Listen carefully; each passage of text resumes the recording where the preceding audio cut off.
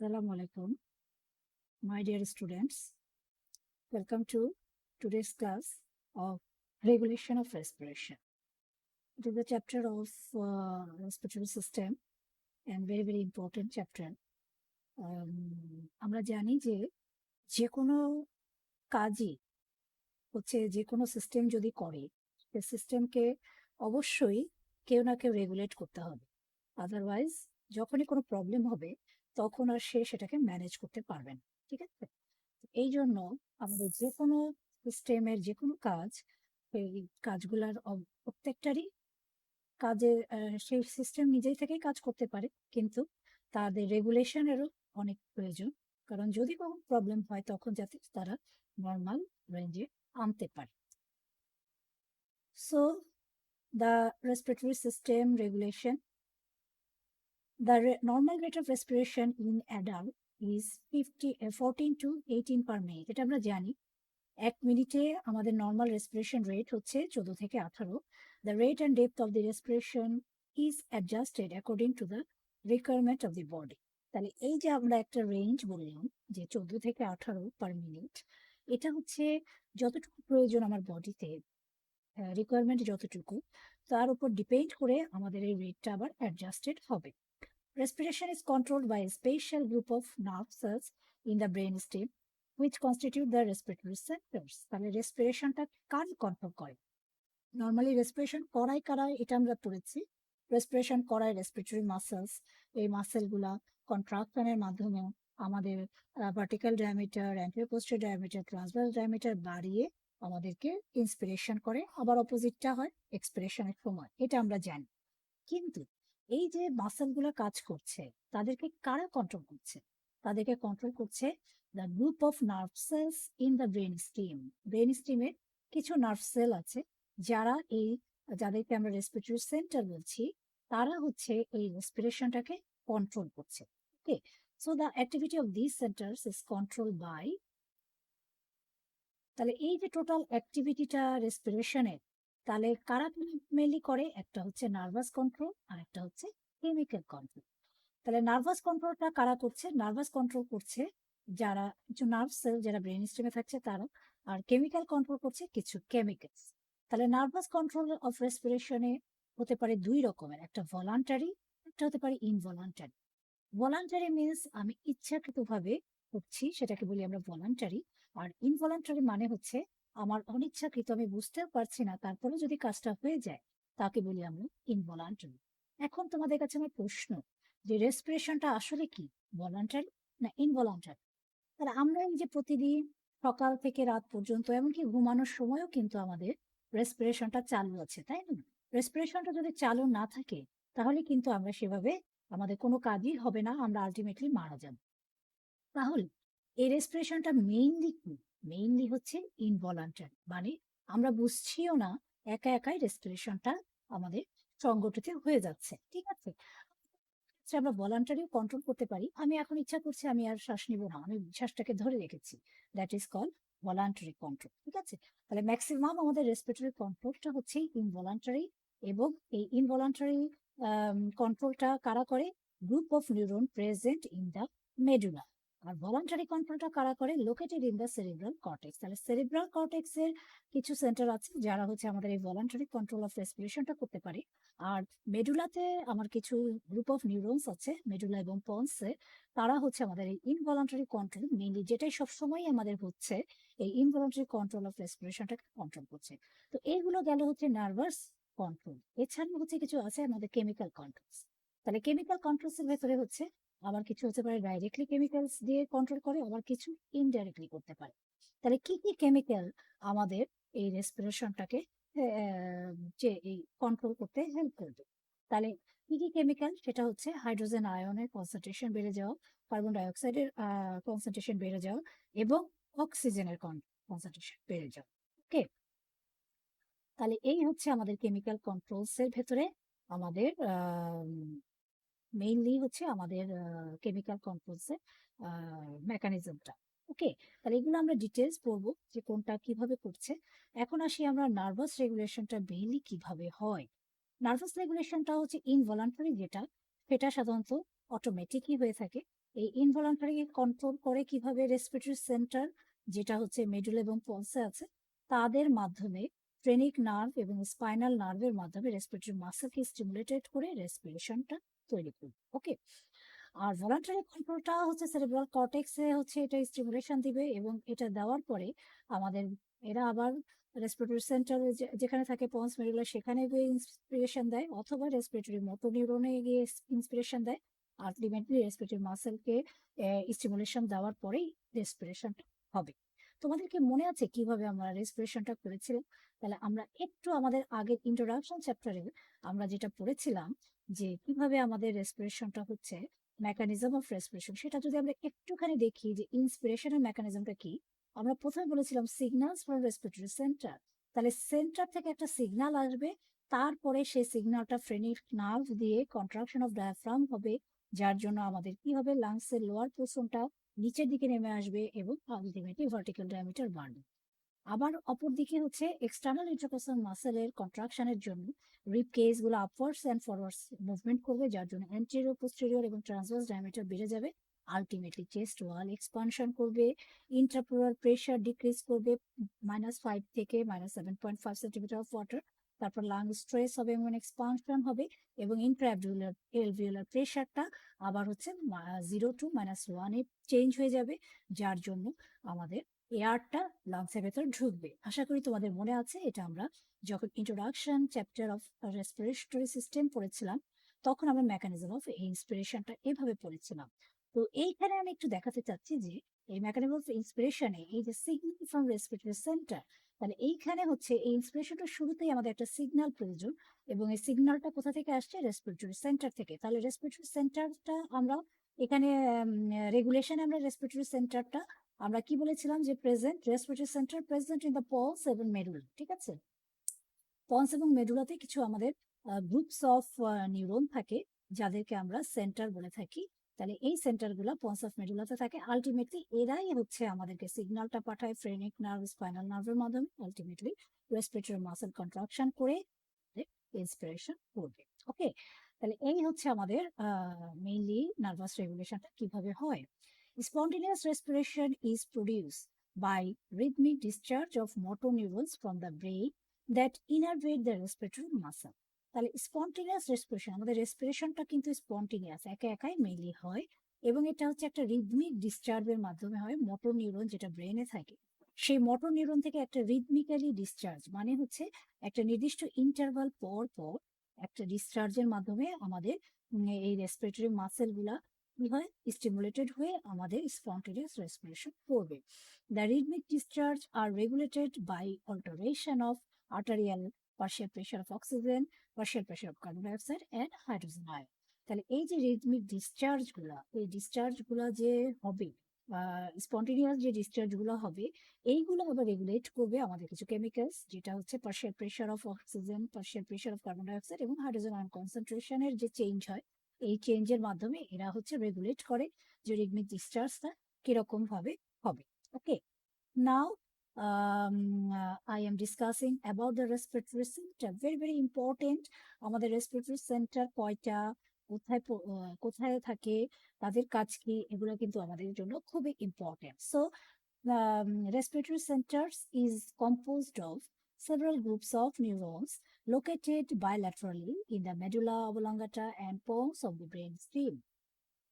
তাহলে তোমাদের এখন নার্ভাস সিস্টেম পড়ানো হয় নাই, যখন নার্ভাস সিস্টেম তোমাদের অ্যানাটমিতে পড়ানো হবে, তখন তোমরা জানবে যে ব্রেন স্টেম বলে ব্রেন সেন্ট্রাল নার্ভাস সিস্টেমের একটা পোর্শন আছে, যে ব্রেন স্টেমের পোর্শনে ব্রেন স্টেমে কি কি পার্টস থাকে, মিড ব্রেন, পন্স এবং মেডুলা।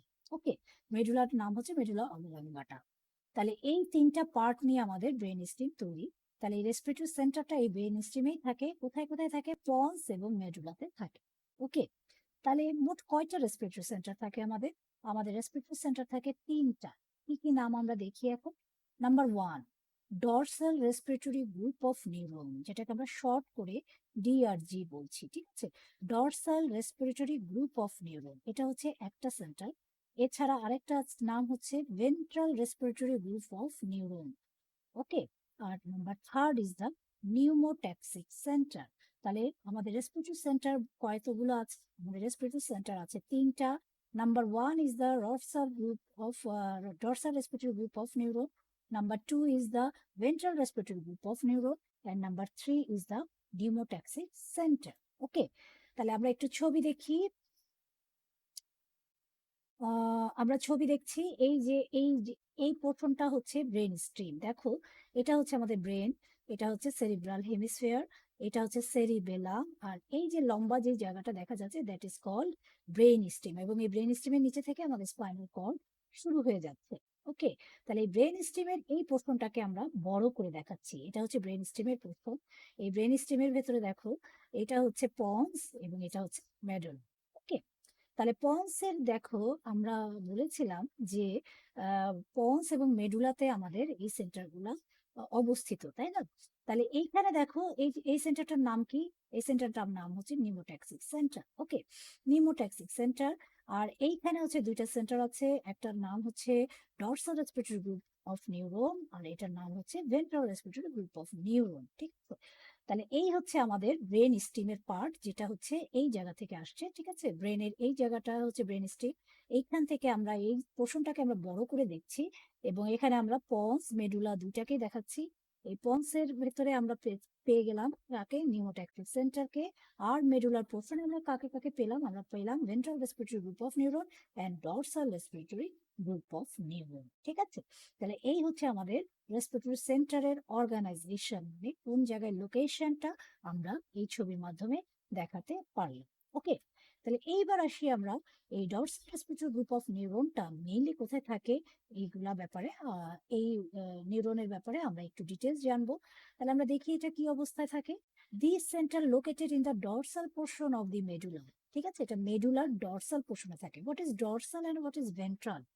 ভেন্ট্রাল মানে হচ্ছে সামনের দিকে, ডরসাল মানে হচ্ছে পিছনের দিকে। আমার মনে হয় এগুলো আমরা সবাই জানি, তারপরে আমি আবার একটু মনে করানোর জন্য, তাহলে যেহেতু এটা dorsal respiratory group of neuron, তাহলে এটা থাকবে পেছনের দিকে। ওকে, তাহলে this centre located in the dorsal portion of the medulla. আর হচ্ছে কি, dorsal portion of the medulla, and most of these neurons are present within the nucleus of Tractus solitarius. তাহলে আমরা ট্র্যাক্টাস সলিটরিয়াস সম্পর্কে আগেই পড়েছি, যে মেডুলার একটা পোর্শন, একটা নিউক্লিয়াসের নাম ট্র্যাক্টাস সলিটরিয়াস। তাহলে এই ট্র্যাক্টাস সলিটরিয়াসের ভেতরেই হচ্ছে মোস্ট অফ দি নিউরন থাকে। তাহলে কোথায় পোর্শনটা থাকে? ডরসাল রেসপিরেটরি গ্রুপ অফ নিউরনটা থাকে ডরসাল পার্ট অফ দি মেডুলাতে থাকবে, এবং এর ম্যাক্সিমাম নিউরন গুলা কোথায় থাকে? ট্র্যাক্টাস সলিটরিয়াসের ভেতরে থাকে। ওকে, so nucleus of Tractus solitarius is the sensory termination of both vagus and glossopharyngeal nerves that transmit sensory signals to the respiratory center from peripheral chemoreceptor, baroreceptor, and several types of receptor of the lungs. ঠিক আছে, তার মানে হচ্ছে কি, এই যে আমার ট্র্যাক্টাস সলিটোরিয়াসটা mainly sensory termination হিসেবে ব্যবহার করে অফ দি বোথ ভ্যাগাস এবং গ্লসোফ্যারিঞ্জিয়াল নার্ভ। তাহলে হোয়াট ইজ সেন্সরি? সেন্সরি মানে যে হচ্ছে আমার ইনফরমেশনটা নিয়ে আসে তাকে বলছি আমরা সেন্সরি, আর যে হচ্ছে ইনফরমেশনটা নিয়ে যায় ব্রেন থেকে তাকে বলছি আমরা মোটর। ওকে, তাহলে এই সেন্সরি স্টিমুলেশনটা আবার কোথা থেকে আসে? এরা হচ্ছে রেসপিরেটরি সেন্টার থেকেও সেন্সরি স্টিমুলেশন পায়, আবার পেরিফেরাল কেমোরিসেপ্টর, ব্যারোরিসেপ্টর, এদের থেকেও এরা হচ্ছে কি পায়? এই সেন্সরি সিগন্যালগুলা তারা কালেক্ট করে। ওকে, তাহলে আমরা কি জানলাম? আমরা জানলাম যে ডরসাল রেসপিরেটরি গ্রুপ অফ নিউরনের পজিশনটা কোথায়, সে কোথায় থাকে? এটা ডরসাল পার্ট অফ দি মেডুলাতে থাকে, এবং most of the neurons are present within the nucleus of tractus solitarius. এইবার আসি আমরা ফাংশন, কি কাজ করে এই যে dorsal respiratory group of neuron বলছি আমরা, এই dorsal respiratory group of neuron কাজটা কি করে? ফাংশন করে হচ্ছে dorsal respiratory group of neurons mainly cause inspiration. এরা মেইনলি ইন্সপিরেশন করে। Okay, the basic rhythm of respiration is generated mainly in the dorsal respiratory group of neuron and adjacent area of medulla. তার মানে কি? তার মানে হলো dorsal respiratory group of নিউরনের function কি? এরা মেইনলি ইন্সপিরেশন করবে। ওকে, তাহলে মেইনলি ইন্সপিরেশন করবে, আর কি করবে? আর হচ্ছে বেসিক রিদম অফ রেসপিরেশন। আমরা জানি যে আমাদের রেসপিরেশনটা হচ্ছে একটা রিদমিক্যাল স্পন্টেনিয়াস প্রসেস, তাই না? তাহলে এই যে রিদমিক্যাল রেসপিরেশনটা, এটা জেনারেট করে mainly dorsal respiratory group of neuron. Okay, এইবার আসছি আমরা পরের যে আমাদের সেন্টারটা ছিল তার নাম ছিল হচ্ছে ventral respiratory group of neuron. তাহলে ventral respiratory group of neuron মানে যেটা সামনের দিকে থাকবে। So located in each side of the medulla, মেডুলার দুই সাইডেই থাকবে ventral respiratory group of neuron, এবং হচ্ছে lateral, anterior and lateral to the dorsal respiratory group of neuron. এরা অ্যান্টেরিয়র এবং ল্যাটারাল পজিশনে থাকে। কার অ্যান্টেরিয়র ল্যাটারাল পজিশনে থাকে? ডরসাল রেসপিরেটরি গ্রুপ অফ নিউরনের অ্যান্টেরিয়র এবং ল্যাটারাল পজিশনে থাকে। তাহলে এদের ফাংশনটা কি? এদের ফাংশন হচ্ছে the neurons of ventral respiratory group of neuron remain almost totally inactive during normal quiet inspiration. ঠিক আছে, কোয়াইট রেসপিরেশন। তার মানে কি? এই ventral respiratory group of neuron এরা হচ্ছে যখন কোয়াইট রেসপিরেশন হবে। What is quiet respiration? আমরা পড়েছিলাম যে রেসপিরেশন দুই রকমের হতে পারে, একটা কোয়াইট, একটা ফোর্সফুল, তাই না? তাহলে কোয়াইট রেসপিরেশনে কিছু মাসেল হেল্প করবে, আবার ফোর্সফুল রেসপিরেশনে কিছু কিছু মাসেল হেল্প করবে। তাহলে কোয়াইট রেসপিরেশনটাই হচ্ছে আমাদের রেগুলার রেসপিরেশন। তাহলে এই রেগুলার রেসপিরেশনের সময় হচ্ছে কি, এরা টোটালি ইনঅ্যাক্টিভ থাকবে, তার মানে এদের কোনো কাজ করবে না। Ventral respiratory group of neuron আমাদের কোয়াইট রেসপিরেশনে কোনোই কাজ করবে না। It is activated during exercise. তাহলে কি এটা কোনো প্রয়োজন নাই? অবশ্যই প্রয়োজন আছে।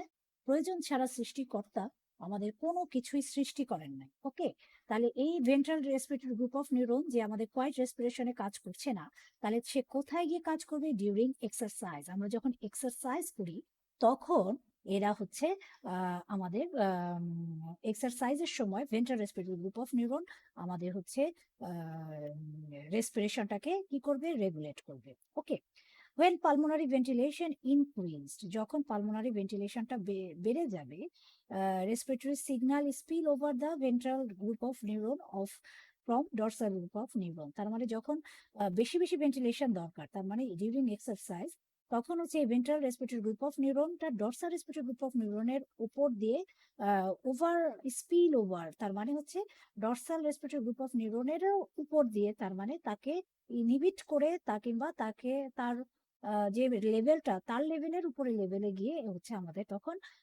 এরা সিগন্যাল পাঠাবে। ওকে, আরেকটা 3 নাম্বারটা কি? Ventral respiratory group of neurons contribute to both inspiration and expression. এরা ইন্সপিরেশন এক্সপ্রেশন দুইটাই এর উপরেই কাজ করে। Depend upon which group of neuron is stimulated, এটা কোন পোর্শন স্টিমুলেটেড হয়েছে তার উপর ডিপেন্ড করছে। Specially they provide powerful expiratory signal to the abdominal muscle during heavy expiration. এক্সপ্রেশনের সময় এরা মেইনলি এক্সপিরেটরি সিগন্যাল পাঠায় হচ্ছে অ্যাবডোমিনাল মাসেলকে। ওকে, এবং এই সিগন্যালটা অনেক বেশি পাওয়ারফুল। তো যাই হোক, আমরা যদি শর্টে বলি যে কি কি কাজ করছে dorsal respiratory group, ventral respiratory group of neuron, তাহলে ventral respiratory group of neuron হচ্ছে কাজ করছে যে, সেটা হচ্ছে এরা মেইনলি কোয়াইট নর্মাল রেসপিরেশনে তারা কোনো কাজই করে না।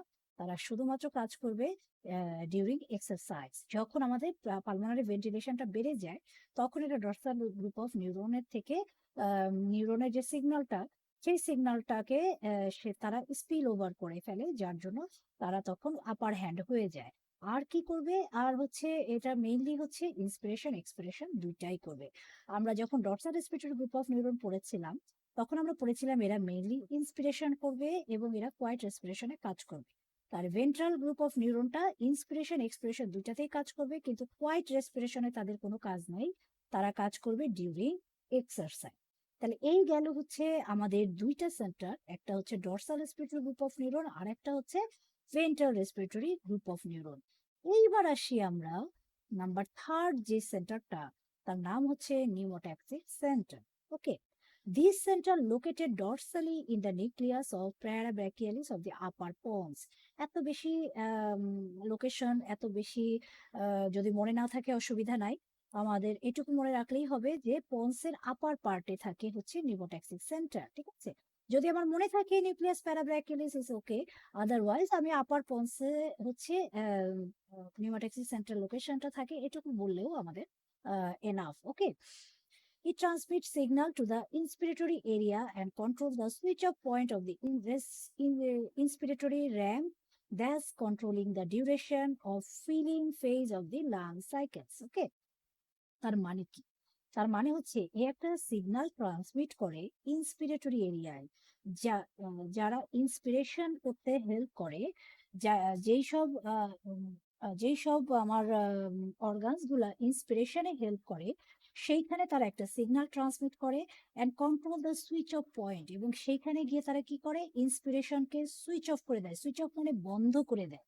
ওকে, switch off point of the inspiratory ramp that controlling the duration of filling phase of the lung cycle. তাহলে এর মাধ্যমে সেটা কি করছে, এই যে সুইচ অফ করে দিচ্ছে, তার মানে কি ইন্সপিরেশনটা সে বন্ধ করে দিচ্ছে। ওকে, ইন্সপিরেশনের যে এরিয়া ছিল সেইখানে সে একটা সিগন্যাল ট্রান্সমিট করে, এবং এই সিগন্যালটা কি করে, এই ইন্সপিরেশনের যে সিগন্যালটা ছিল সেটাকে সুইচ অফ করে দেয়। সুইচ অফ করে আমাদের কি করছে, সুইচ অফ করার জন্য আমাদের কি হচ্ছে, এই যে ইন্সপিরেশনের যে ডিউরেশনটা ছিল, যে সময়টা ছিল, সেইটাকে কি করছি, আমরা কন্ট্রোল করে ফেলতেছি। ঠিক আছে, তাহলে এই হচ্ছে আমাদের মেইন নিউমোট্যাক্সিস সেন্টার। তাহলে নিউমোট্যাক্সিস সেন্টারের ফাংশন যদি আমি আলাদাভাবে বলতে চাই, তাহলে কি বলবো, উইথ লিমিটস ইন্সপিরেশন। ইন্সপিরেশনটাকে একটা লিমিটের ভেতরে রাখে, এটা হচ্ছে অনেকক্ষণ ধরে ইন্সপিরেশন হওয়াটাকে প্রিভেন্ট করে। ওকে, আর কি করে, control, control the rate and depth of breathing. Okay, it control the rate and depth of the breathing. আচ্ছা, এইখানে হচ্ছে কন্ট্রোলের বানানটা একটু ভুলে গেছে। আচ্ছা, এই it control the rate and depth of the breathing. কিভাবে এটা rate and depth of breathing কে কন্ট্রোল করছে, যেহেতু সরি অনেক দিকে চলে গেছে, আমি আবার আনছি নিউমোট্যাক্সিস সেন্টার। ওকে, তাহলে এই ফাংশনটা কি ছিল, ফাংশনটা ছিল এটা হচ্ছে কন্ট্রোল করছে আমাদের কি, কন্ট্রোল করছে এক নাম্বার ইন্সপিরেশনকে লিমিট করছে। ঠিক আছে, ইন্সপিরেশনের একটা লিমিট দিচ্ছে। আর কি করছে, control the rate and depth of the breathing. আমার যে ব্রিদিংটা, আমার যে রেসপিরেশনটা, সেটার হচ্ছে রেট এবং ডেপথটাকে কন্ট্রোল করে হচ্ছে নিউমোট্যাক্সিস সেন্টার। তার মানে 1 মিনিটে কতগুলা হবে সেটা হচ্ছে রেট, আর ডেপথ হচ্ছে কতক্ষণ ধরে একটা ইন্সপিরেশন এবং এক্সপ্রেশন হবে। আমরা জানি যে টোটাল 5 সেকেন্ড ধরে হয়। এটার যে ডেপথটা, এটাও হচ্ছে কন্ট্রোল করবে কে, নিউমোট্যাক্সিস সেন্টার। সো এই গেল আমাদের 3টা centre, very very important, the name of the respiratory centres and their location with their function. Okay, এইবার আসছি আমরা আরেকটা ইম্পর্টেন্ট কথা, যেটা আরেকটা ইম্পর্টেন্ট টার্মস, তার নাম হচ্ছে ইন্সপিরেটরি র্যাম সিগন্যাল। ঠিক আছে, ইন্সপিরেটরি র্যাম সিগন্যাল, এটা আমাদের অনেক সময় প্রশ্ন আসে, এটা আমরা একটু জেনে নিই জিনিসটা কি। না, nervous signal transmitted to the inspiratory muscle. ঠিক আছে, ইন্সপিরেটরি মাসেল যারা, মেইনলি ডায়াফ্রাম, এইখানে কি আসে, নার্ভ থেকে সিগন্যাল আসে। ঠিক আছে, is not an instantaneous burst of action potential. The nervous signals transmitted to the inspiratory muscle is not an instantaneous burst of action potential. তার মানে কি, একটা যে কোনো অ্যাকশন পোটেনশিয়ালের জন্যই তো আমার মাসেলগুলো মুভমেন্ট করবে, তাই না? তাহলে মাসেলগুলো কি মুভমেন্ট করে ইন্সপিরেশনের সময়, কন্ট্রাকশন করবে, তাই না? ডায়াফ্রামও কন্ট্রাকশন করবে, আবার হচ্ছে ইন্টারকোস্টাল মাসেলও কন্ট্রাকশন করবে। তাহলে এই কন্ট্রাকশন করার জন্য আমাদের কি দরকার, অ্যাকশন পোটেনশিয়াল দরকার, এবং এই অ্যাকশন পোটেনশিয়ালটা হওয়ার জন্য কে সিগন্যালটা পাঠাবে, নার্ভ সিগন্যালটাকে পাঠাবে। কিন্তু এই সিগন্যালটা একটা হঠাৎ করে একটা বার্স্ট হয়ে যায় না, এরা কি করে, ইট বিগিনস উইকলি। এরা উইক মানে কি, উইক মানে দুর্বল, এটা শুরু হয় দুর্বল ভাবে এবং ইনক্রিজ করবে, অ্যান্ড ইনক্রিজ স্টেডিলি। ঠিক আছে, এটা আস্তে আস্তে শুরু হবে দুর্বল ভাবে এবং বাড়বে কিভাবে, একটা স্টেডিলি মানে হচ্ছে আমাদের একটা হচ্ছে সাম্যাবস্থায়, মানে মানে অনেকক্ষণ ধরে একই গতিতে থাকবে, একই গতিতে বাড়বে, এটাকে বলে steadily, in the ramp manner for about second, then it ceases abruptly for the next 3 seconds. Turn off the excitation of the diaphragm and allow elastic recoil of the lungs and chest wall to cause expiration. তার মানে কি, আমি আবার বলছি, এটা শুরু হয় দুর্বল ভাবে, উইকলি। ঠিক আছে, এবং বাড়ে, ইনক্রিজ করে কিভাবে, স্টেডিলি, একটা সাম্যাবস্থা মেনটেন করে এরা ইনক্রিজ করে, in A RAM manner for about second, 2 second ধরে একটা র্যাম ম্যানারে এরা আস্তে আস্তে বাড়তে থাকে। দেন ইট সিজেস, তারপরে এটা কি হয়, সিজেশন মানে বন্ধ হয়ে যায়, অ্যাব্রাপ্টলি, হঠাৎ করে। এরপরে যে বন্ধ হয়ে যাচ্ছে, এই বন্ধ হয়ে যাচ্ছে কিন্তু হঠাৎ করে, সরি আমার ইয়েটা চলে গেল, হ্যাঁ এইবার আসছে, কোথায় ছিলাম আমরা? Then it ceases abruptly for next 3 second. Next 3 সেকেন্ডের জন্য এটা হঠাৎ করে কি হয়, সিজেস হয়ে যায়, মানে কি বন্ধ হয়ে যায়। তাহলে কি বন্ধ হয়ে যাচ্ছে? এই যে আমাদের র্যাম ম্যানারে উইকলি ইনক্রিজ স্টেডিলি করছিল, এটা হঠাৎ করে বন্ধ হয়ে যায়। তাই জন্য কি হচ্ছে, turn off the excitation of the diaphragm. তাহলে ডায়াফ্রাম যে এক্সাইটেশন হয়েছিল নার্ভাস সিগন্যালস এর জন্য, সেটা কি হয়, বন্ধ হয়ে যাচ্ছে। এবং allow elastic recoil tendency of the lungs and chest wall to pause expiration. এবং যখনই আমাদের এই ইন্সপিরেটরি সিগন্যালটা অ্যাব্রাপ্টলি যখন বন্ধ হয়ে যাচ্ছে, তখন আমাদের কি হচ্ছে, তখন হচ্ছে ডায়াফ্রামের যে এক্সাইটেশন, সেই এক্সাইটেশনটাও বন্ধ হয়ে যাচ্ছে। এবং এই যে ইলাস্টিক রিকয়েলি ফোর্স ছিল লাংসে, তাকে দিয়ে আমাদের কি করছে, এক্সপিরেশনটা ঘটানো হচ্ছে। Thus, inspiratory signal begins repeatedly with expiration occur in between. So the inspiratory signal is a RAM signal. Okay. Thus, inspiratory signal begins repeatedly with expiration occur in between. So, inspiratory signal is a RAM signal. তার মানে কি, এই যে inspiratory signalটা শুরু হচ্ছে, এটা repeatedly বারবার করে হয় এবং মাঝে থাকে, ইন বিটুইনে থাকে তাদের এক্সপ্রেশন। এই জন্য এটাকে আমরা বলছি র্যাম সিগন্যাল। এখন কথা হচ্ছে, what is RAM signal? RAM জিনিসটা কি? আমরা নিশ্চয়ই দেখেছি যে আম, আমাদের হচ্ছে বিভিন্ন ইয়েতে, কি বলবো, এটাকে বলে হচ্ছে ফ্যাশন শো, তাই না? ফ্যাশন শো যেটা থাকে, যে স্টেজে আমরা অনেক পোশাক পরে অনেক মডেলরা হাঁটে, হেঁটে আমাদের বিভিন্ন হচ্ছে পোশাক সম্পর্কে, নতুন নিত্য নতুন পোশাক সম্পর্কে এটা কি হচ্ছে, শোডাউন করে, ঠিক আছে? এটাকে বলি আমরা ফ্যাশন শো। তাহলে এই ফ্যাশন শোতে এই যে মডেলরা যেইভাবে করে হাঁটে, এই হাঁটাটার একটা নাম আছে, তার নাম হচ্ছে র্যাম্প। এটা নিশ্চয়ই তোমরা অনেকেই জানো যে র্যাম্পে হাঁটা যায়, র্যাম্পে হাঁটছে, ঠিক আছে? এইভাবে করে আমরা বলি যে র্যাম্পে ও হাঁটে। তার মানে এই মডেলটা আমাদের ফ্যাশন শোতে যেই ড্রেস পরে একটা স্টেজে যে হাঁটে, যেই ম্যানারে হাঁটে, মানে যেই সিস্টেমে হাঁটে, তাকে বলছি আমরা র্যাম্প। তাহলে এই র্যাম্পটা কি জিনিস, কিভাবে হাঁটাটা হয় সাধারণত? নিশ্চয়ই তোমরা দেখেছো যে এটা কিন্তু ধুমধাম করে হেঁটে চলে যায় না। এরা কি করে, আস্তে আস্তে উইকলি, আবার হচ্ছে আস্তে আস্তে করে হাঁটবে।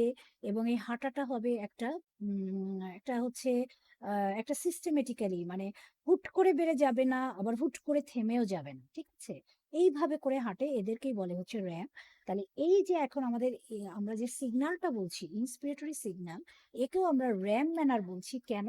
কারণ এই সিগন্যালটাও আস্তে আস্তে উইকলি শুরু হবে এবং begins weekly and increase steadily.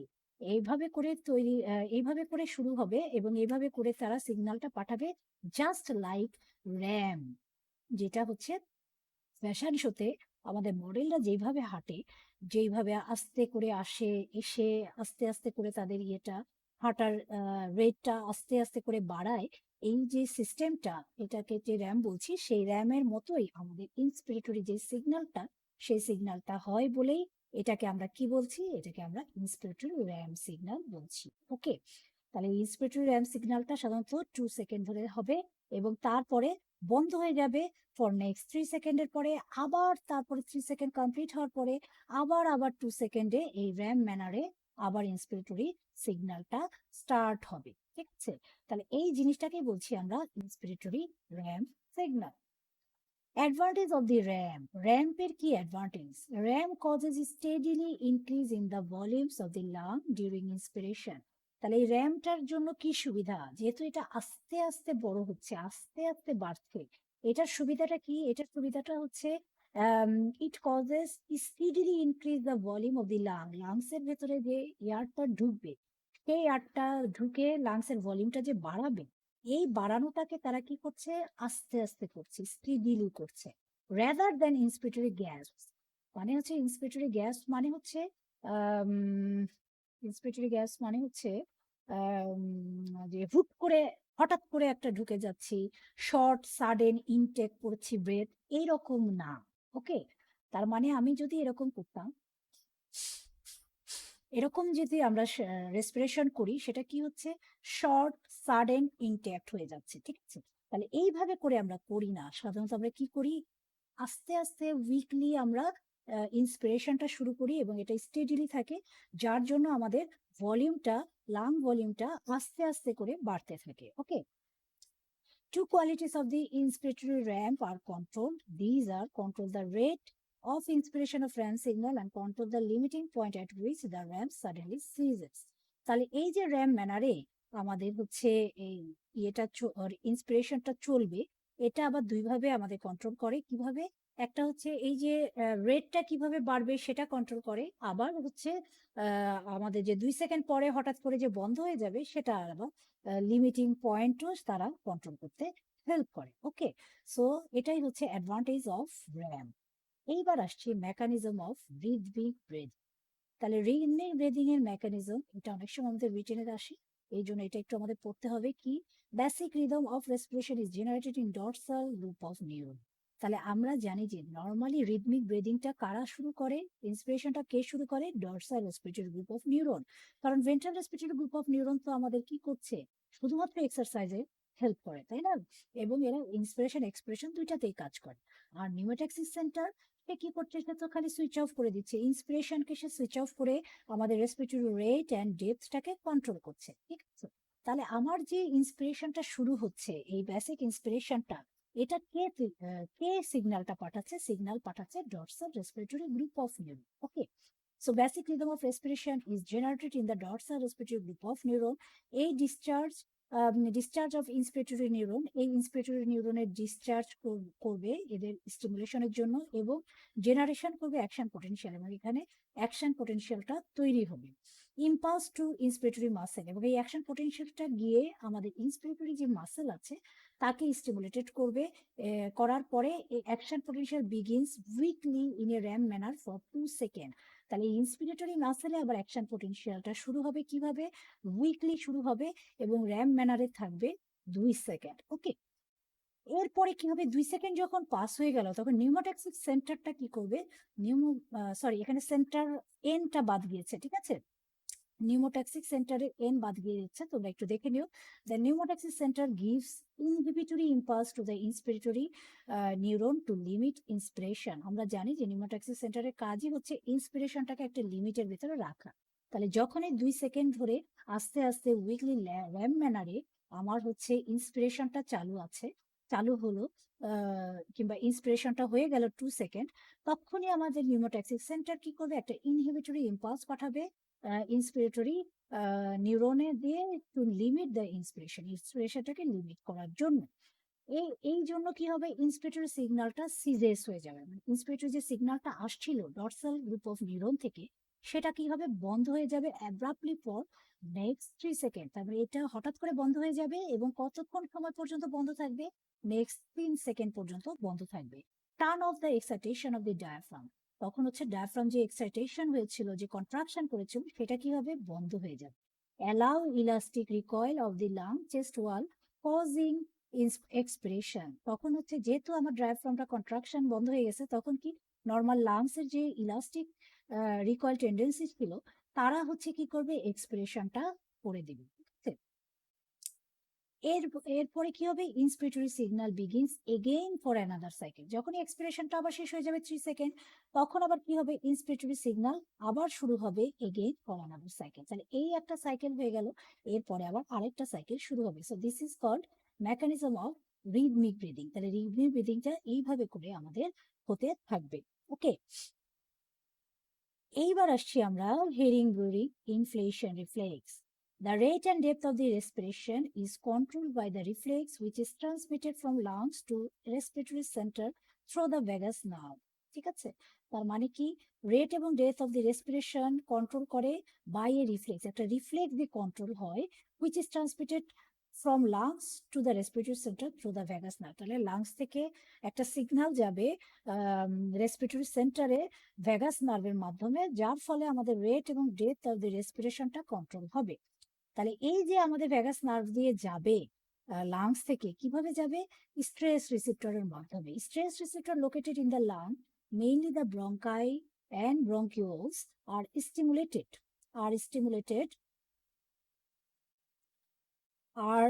stimulated during inspiration when the lungs become stressed. তাহলে লাংস যখন স্ট্রেস হবে, মানে বেশি হচ্ছে ইয়ে হয়ে যাবে, কি বলবো, লাং যখন ফিলিং হয়ে আমাদের যে রিসেপ্টর গুলা আছে, স্ট্রেস রিসেপ্টর, সেগুলাতে যখন প্রেসার দিবে, স্ট্রেস হবে, তখন এরা কি করবে, এবং এই স্ট্রেস রিসেপ্টর গুলা কোথায় থাকে, ব্রঙ্কাই এবং ব্রঙ্কিওলস এর ভিতরে থাকে। তখন এরা কি করবে, স্ট্রেস করবে, when they lung become stress. তাহলে এটা হচ্ছে স্ট্রেস করবে কখন, ইন্সপিরেশনের সময়, যদি tidal volume increase to more than the 3 times normal. তাহলে টাইডাল ভলিউম মানে নর্মাল যে ভলিউমটা আমার নর্মাল কোয়াইট রেসপিরেশনে লাংসের মধ্যে ঢোকার কথা ছিল, সেটা যদি 3 গুণ বেশি হয়, তখন হচ্ছে এই লাংসের স্ট্রেস রিসেপ্টর গুলা স্ট্রেস হবে।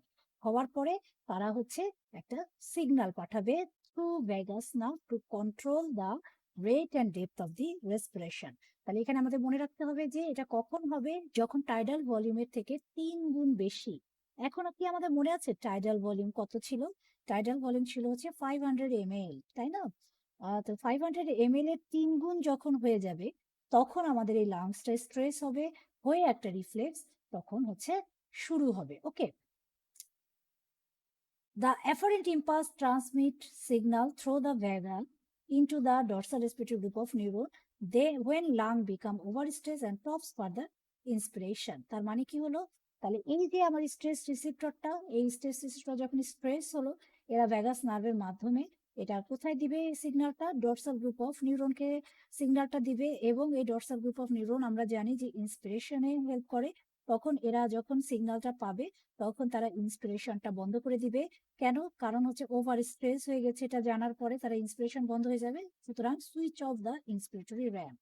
তাহলে ইন্সপিরেটরি যে র্যাম্পটা সিগন্যালটা ছিল যে 2 মিনিট ধরে হবে, উইকলি শুরু হবে, স্টেডিলি থাকবে, আবার 3 সেকেন্ডের জন্য স্টপ হয়ে যাবে, আবার অটোমেটিকলি আবার নেক্সট সাইকেল শুরু হবে, সেটা যেহেতু ওভার স্ট্রেস হয়ে গেছে, এই জন্য এই সুইচ অফ হয়ে যাবে এই ইন্সপিরেটরি র্যাম্পটা, যার জন্য আমাদের কি হবে, আমাদের লাংস ওভার স্ট্রেস থেকে বাঁচবে। ঠিক আছে, তাহলে এটাই আমরা যদি হচ্ছে ফ্লো চার্ট দিয়ে দেখি যে over inflation of the lung stimulates the stress receptor of the lung, impulse from lungs through the vagus nerve higher সেন্টারে যাবে, ইন্সপিরেশনটা সুইচ অফ হয়ে যাবে, Hering Breuer inflation reflex complete হবে। ওকে, তাহলে একেই বলছি আমরা হেরিং ব্রুয়ার ইনফ্লেশন রিফ্লেক্স।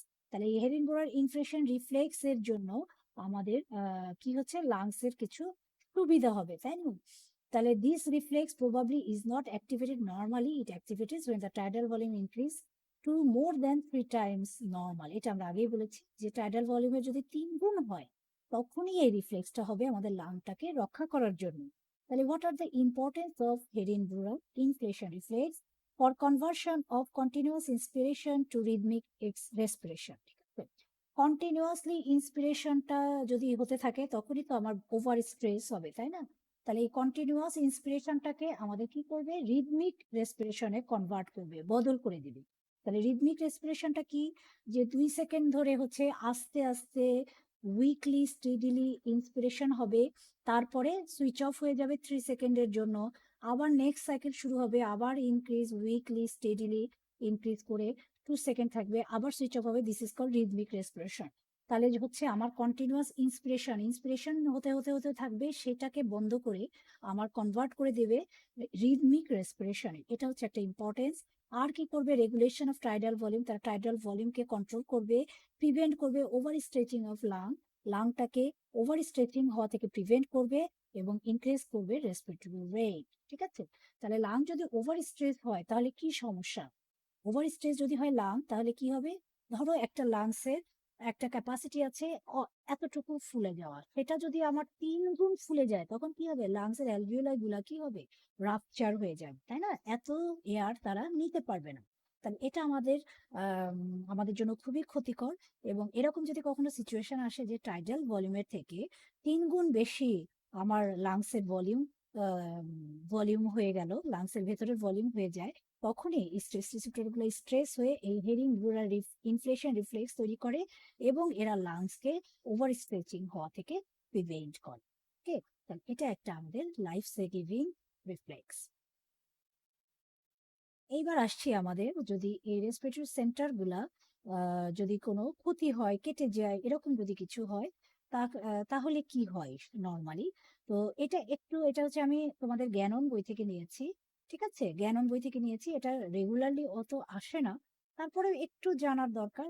একটু জানলেই ভালো, যারা ভালো পারবে তাদেরকে ধরতেও পারে যে আপার পার্ট অফ দি পোন্স যদি আপার পার্ট অফ দি পোন্স যদি হচ্ছে আমার ডিস্ট্রয় হয়, আপার পার্ট অফ দি স্পঞ্জ যদি ডিস্ট্রয় হয়, তাহলে হচ্ছে আমাদের কি থাকবে, এফেক্ট কি হবে, নর্মাল এফেক্ট হবে। ঠিক আছে, আর ভ্যাগাসও যদি কেটে যায়, ভ্যাগাস নার্ভও যদি কেটে যায়, তাহলে ডেপথটা ইনক্রিজ হতে পারে। ওকে, আর যদি হয় যে ড্যামেজ অফ এনপিবিএল যদি হয়, ঠিক আছে, তাহলে এটা যদি ড্যামেজ হয়, যেটা হচ্ছে বি নাম্বার দেখাচ্ছি আমাদের, এই এনপিবিএল মানে কি, নিউমোটক্সিক সেন্টারটা যদি ড্যামেজ হয়ে যায়, তখন হচ্ছে নর্মাল হবে রেসপিরেশনটা, কি বাট ডেপথটা হবে ঠিক মতো হবে না।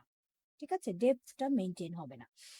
আর হচ্ছে অ্যাপোনেউরোসিস হবে যদি ভ্যাগাস কেটে যায়, এটাকে অ্যাপোনেউরোসিস বলছি আমরা। ঠিক আছে, এটা এত বেশি এত ডিটেলস অত দরকার নাই। আপার মেডুলা যদি হচ্ছে কেটে যায়, তাহলে আমাদের কি হবে, গ্যাস্ট্রিন হবে। গ্যাস্ট্রিন কি জিনিস? গ্যাস্ট্রিন হচ্ছে যখন হচ্ছে মানে শ্বাস নিতে পারে না, তখন খুব র্যাপিডলি আমাদের শ্বাস নেওয়ার চেষ্টা হয়, দ্যাট ইজ কল্ড গ্যাস্ট্রিন।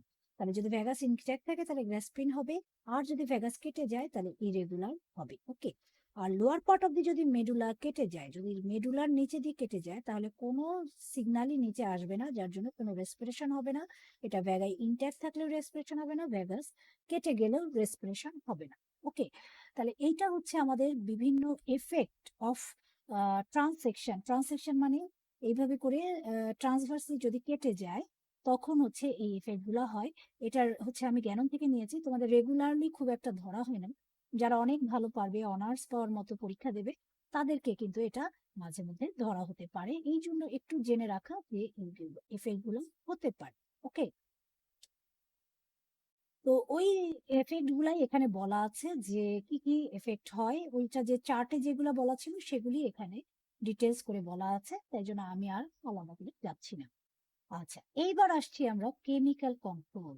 আমরা যখন প্রথমে রেসপিরেশন পড়েছিলাম, রেগুলেশন পড়েছিলাম, তখন আমরা বলেছিলাম যে দুই রকমের কন্ট্রোল হয়, একটা নার্ভাস কন্ট্রোল, একটা হচ্ছে কেমিক্যাল কন্ট্রোল, তাই না? তাহলে এই কেমিক্যাল কন্ট্রোলটা এবার আমরা বলবো। এতক্ষণ আমরা নার্ভাস কন্ট্রোল রিলেটেড কথাবার্তা পড়েছি, এখন আমরা আসছি কেমিক্যাল কন্ট্রোল অফ রেসপিরেশন জিনিসটা কিভাবে হবে।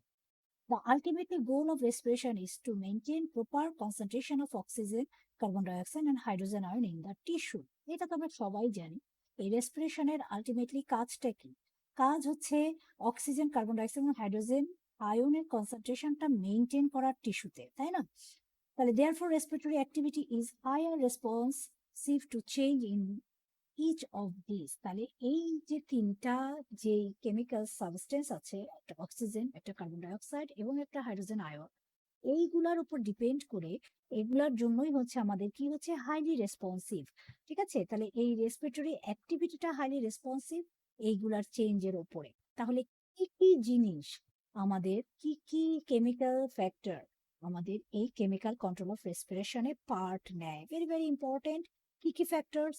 ফ্যাক্টরস এর ভেতরে হচ্ছে নাম্বার ওয়ান ফ্যাক্টর হচ্ছে এক্সেস কার্বন ডাইঅক্সাইড অথবা excess hydrogen ion in the blood. Okay, তাহলে এখানে কথাটা বলতে হবে শুধু কার্বন ডাইঅক্সাইড না, এখানে ইনক্রিজ কার্বন ডাইঅক্সাইড অথবা এক্সেস কার্বন ডাইঅক্সাইডের কথা বলতে হবে এবং এক্সেস হাইড্রোজেন আয়নের কথা বলতে হবে। ব্লাডে যদি বেড়ে যায় কার্বন ডাইঅক্সাইড এবং হাইড্রোজেন আয়ন, তাহলে এই কেমিক্যালের জন্য আমাদের রেসপিরেশনটা রেগুলেট করবে। আবার যদি অক্সিজেনের পরিমাণ কমে যায়, তাহলে decrease oxygen concentration in the blood যদি হয়, তাহলেও আমাদের কেমিক্যাল কন্ট্রোল অফ রেসপিরেশনটা স্টিমুলেটেড হবে।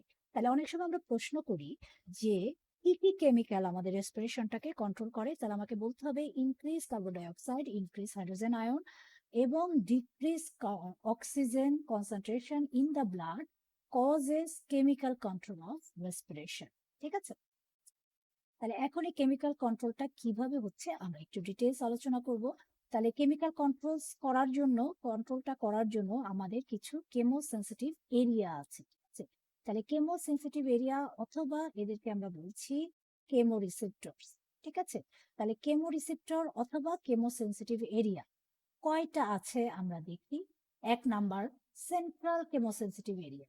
আছে, আরেকটা হচ্ছে কি পেরিফেরাল কেমোরিসেপ্টর, ঠিক আছে। তাহলে এই যে আমাদের কেমিক্যাল যেগুলা হচ্ছে increase carbon die oxide, increase hydrogen ion অথবা ডিক্রিজ অক্সিজেন, এই কেমিক্যালস গুলা যে আমাদের এই রেসপিরেশনটাকে রেগুলেট করতে হেল্প করবে, তাহলে কাদের মাধ্যমে হেল্প করবে? এই কেমোসেন্সিটিভ এরিয়া এবং কেমো রিসেপ্টরের মাধ্যমে তারা রেগুলেশনে হেল্প করবে। তাহলে কত রকমের কেমোসেন্সিটিভ এরিয়া এবং কেমো রিসেপ্টর আছে? দুই রকমের আছে। একটা হচ্ছে সেন্ট্রাল কেমোসেন্সিটিভ এরিয়া, আর একটা হচ্ছে পেরিফেরাল কেমোরিসেপ্টরস। ওকে, এবার আসছি আমরা সেন্ট্রাল কেমোসেন্সিটিভ এরিয়াটা কোথায় থাকে? এটা থাকে হচ্ছে this chemosensitive area located bilaterally 0.2 millimetre beneath the ventral surface of the medulla। অত কথার দরকার নাই। এই সেন্ট্রাল কেমোরিসেপ্টর এরিয়াটা, কেমোসেন্সিটিভ এরিয়াটা কোথায় থাকে? এটা থাকে মেডুলার ভেন্ট্রাল সার্ফেস।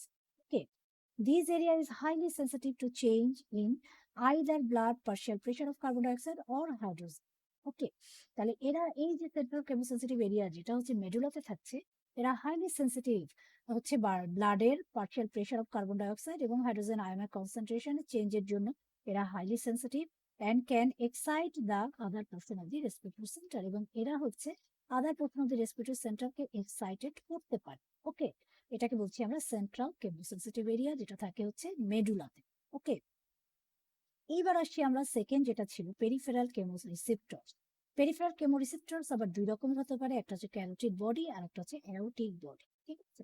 আমরা কি অ্যারোটিড সম্পর্কে আগে কোথায় পড়েছি বলো দেখি? আমরা ব্যারো রিসেপ্টরে পড়েছিলাম, তাই যেখানে আমরা পড়েছিলাম ব্লাড প্রেশার রেগুলেশন।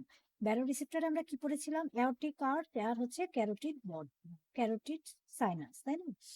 আর এখানে আমরা পড়ছি অ্যারোটিক বডি এবং ক্যারোটিড বডি, কিন্তু লোকেশন কিন্তু মোটামুটি সেমই। আমরা দেখি ক্যারোটিড বডি কোথায় লোকেটেড করে? Located bilateral to the bifurcation of the common carotid artery. তাহলে আমাদের যে ক্যারোটিড সাইনাস যেটা ছিল, সেটাও কিন্তু bifurcation of common carotid artery ওই জায়গাটাতেই ছিল, তাই না? সেটা ছিল ব্যারো রিসেপ্টর, আর এরা হচ্ছে কেমো রিসেপ্টর, ঠিক আছে। তাহলে কেমো রিসেপ্টরের নাম কি? ক্যারোটিড বডি, এবং তারা কোথায় থাকে? ক্যারোটিড, কমন ক্যারোটিড আর্টারির যে বাইফার্কেশনটা হচ্ছে, এই বাইফার্কেশনের জায়গাতে থাকছে হচ্ছে ক্যারোটিড বডি, এবং এটা বাইল্যাটারালি দুই দিকেই থাকে, তাই না? দুই দিকেরই যে কমন ক্যারোটিড আর্টারি ভেঙে যাচ্ছে, দুই ভাগ হয়ে যাচ্ছে, বাইফার্কেশন হয়ে যাচ্ছে, সেইখানে থাকছে। ওকে, afferent nerve from them pass through herring nerve and glossopharyngeal nerve to the dorsal group of neuron, ঠিক আছে। তাহলে ক্যারোটিড বডি থেকে যে আমার ইনফরমেশনটা যাবে, এরা তো হচ্ছে রিসিপ্টর, তাই না? একটা চেঞ্জটাকে রিসিভ করে ইনফরমেশনটা পাঠাবে, তাই তো। তাহলে এই ইনফরমেশনটা এরা কিভাবে পাঠায়? প্রথমে হেরিং নার্ভ দিয়ে, তারপর গ্লসোফ্যারিঞ্জিয়াল নার্ভ দিয়ে ডরসাল গ্রুপ অফ নিউরনে তারা পাঠাই দিবে। ওকে, এটা গেল ক্যারোটিড বডি, যেটা পেরিফেরাল কেমোরিসেপ্টরস এর প্রথম কেমোরিসেপ্টরের নাম হচ্ছে ক্যারোটিড বডি। আরেকটা কি থাকে পেরিফেরাল কেমোরিসেপ্টরে? আরেকটা থাকে হচ্ছে অ্যাওটিক বডি। তাহলে এই অ্যাওটিক বডিটা কোথায় থাকে?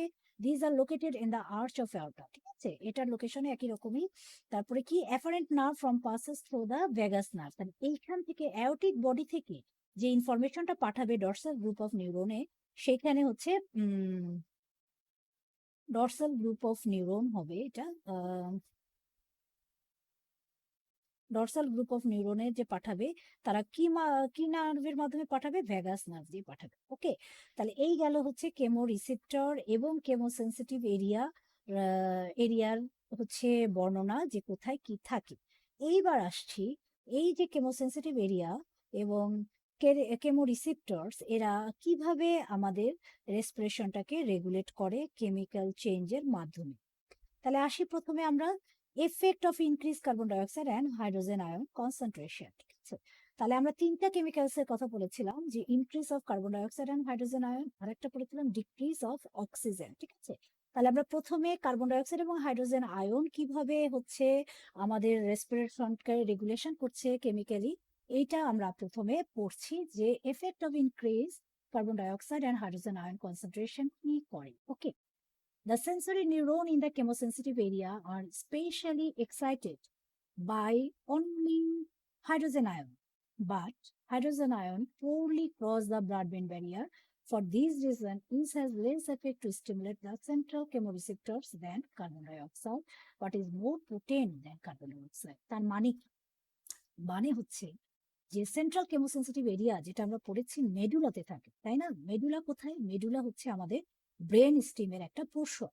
তাহলে এই যে সেন্ট্রাল কেমোসেন্সিটিভ এরিয়া, এইখানের যে ব্লাডটা এই ব্লাডের হচ্ছে কার্বন ডাইঅক্সাইড বেড়ে যাওয়া এবং হাইড্রোজেন আয়ন বেড়ে যাওয়ার হচ্ছে এফেক্ট হবে আমাদের এই রেগুলেশন অফ রেসপিরেশন, আমাদের রেসপিরেশন রেগুলেট করবে। তাহলে এখন যেটা বলছিলাম যে এই যে কেমোসেন্ট্রাল কেমোসেন্সিটিভ এরিয়া যেটা, সেটাতে হচ্ছে আর স্পেশালি এক্সাইটেড, এরা এক্সাইটেড হয় কি দিয়ে? শুধুমাত্র হাইড্রোজেন আয়ন দিয়ে এক্সাইটেড হয়, ঠিক আছে? তাহলে সেন্ট্রাল যে কেমোসেন্সিটিভ এরিয়া, তারা এক্সাইটেড হয় শুধুমাত্র হাইড্রোজেন আয়ন দিয়ে, আর কার্বন ডাইঅক্সাইড দিয়ে না। কিন্তু হাইড্রোজেন আয়ন এই সেন্ট্রাল কেমোসেন্সিটিভ এরিয়া পর্যন্ত যেতে পারে না। ওনলি ক্রস, মানে খুব অল্প ক্রস করতে পারে কাকে? ব্লাড ব্রেন ব্যারিয়ার, ঠিক আছে? So what is blood brain barrier? Blood brain barrier এমন একটা ব্যারিয়ার, ব্যারিয়ার মানে কি? একটা বাধা থাকবে, একটা পর্দা দিয়ে ব্রেনটাকে হচ্ছে আমাদের কি থাকবে? একটা কাভারিং থাকে। এই কাভারিংটা ঠিক কাভারিং না, এটা মেনলি হচ্ছে তিনটা লেয়ারের হচ্ছে আমাদের তিনটা লেয়ারের একটা পোর্শন থাকে, যেটা ক্রস করে ব্রেনের কোনো কিছু যেতে হবে, ঠিক আছে? যদি কোনো কিছু যেতে হয় এটাকে ক্রস করে যাবে, অথবা কোনো কিছু যদি বের হতে হয় এটাকে ক্রস করে বের হতে হবে।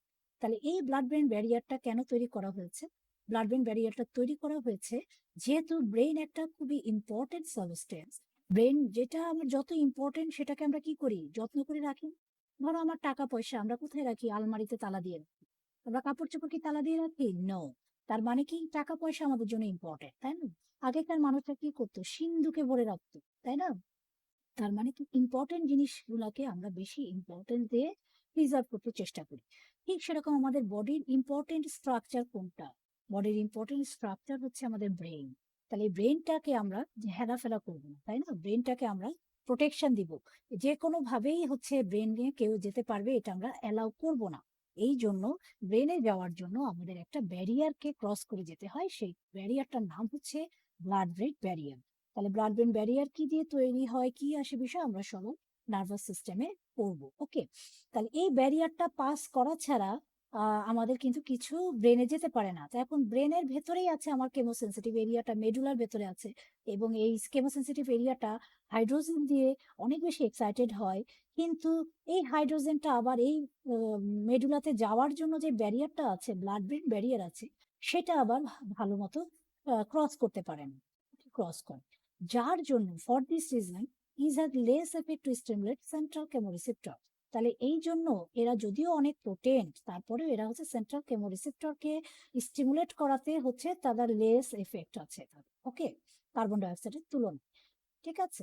কিন্তু কার্বন ডাইঅক্সাইড আবার হচ্ছে আম, ভালো মতো মোর পোটেনশিয়ালিটিটা বেশি না, but it is more potent than carbon dioxide. মানে কি? কার্বন ডাইঅক্সাইডের পোটেনশিয়ালিটি কম হাইড্রোজেন আয়নের থেকে, কিন্তু হাইড্রোজেন আয়ন কার্বন ডাইঅক্সাইডই বেশি এখানে এফেক্ট করছে, যেহেতু hydrogen ion directly blood brain barrier cross করতে পারছে না, ওকে?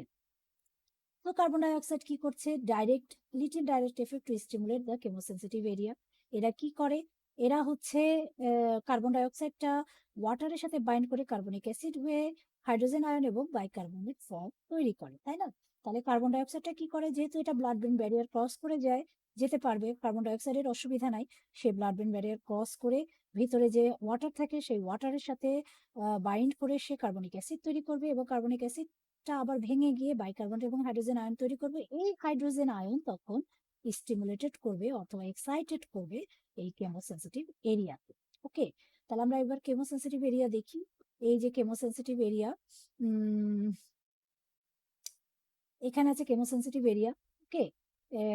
এখানে দেখাচ্ছে বেসিক্যালি, এইখানে না, এই জায়গাটায় থাকবে কেমোসেন্সিটিভ এরিয়া, ওকে? তাহলে কেমোসেন্সিটিভ এরিয়ার যে ব্লাড ব্রেন ব্যারিয়ার ক্রস করে আমার কি যাচ্ছে? কার্বন ডাই অক্সাইড যাচ্ছে। এই কার্বন ডাই অক্সাইড ভিতরে গিয়ে আবার কি হচ্ছে? ওয়াটারের সাথে বাইন্ড করে কার্বনিক অ্যাসিড হচ্ছে। কার্বনিক অ্যাসিড ভেঙে গিয়ে আবার হাইড্রোজেন এবং বাইকার্বনেট হচ্ছে। এই হাইড্রোজেনে কেমোসেন্সিটিভ এরিয়াকে স্টিমুলেট করছে, এবং এরা কি করছে? আমার এই যে নার্ভাস যেই রেগুলেটরি সিস্টেম ছিল, যে সেন্টার ছিল dorsal respiratory group of neuron, তাকে আমাদের কি করতেছে? সে কন্ট্রোল করতে হেল্প করছে, ওকে? তাহলে এই হচ্ছে আমাদের সিস্টেমটা। Then the hydrogen ion then have protein direct stimulation of chemosensitive area. Chemosensitive area transmit nerve signal to the respiratory center, কোনটা? ডরসাল রেসপিরেটরি গ্রুপ অফ নিউরনকে সে সিগন্যাল দিবে এবং ইনক্রিজ করবে respiration.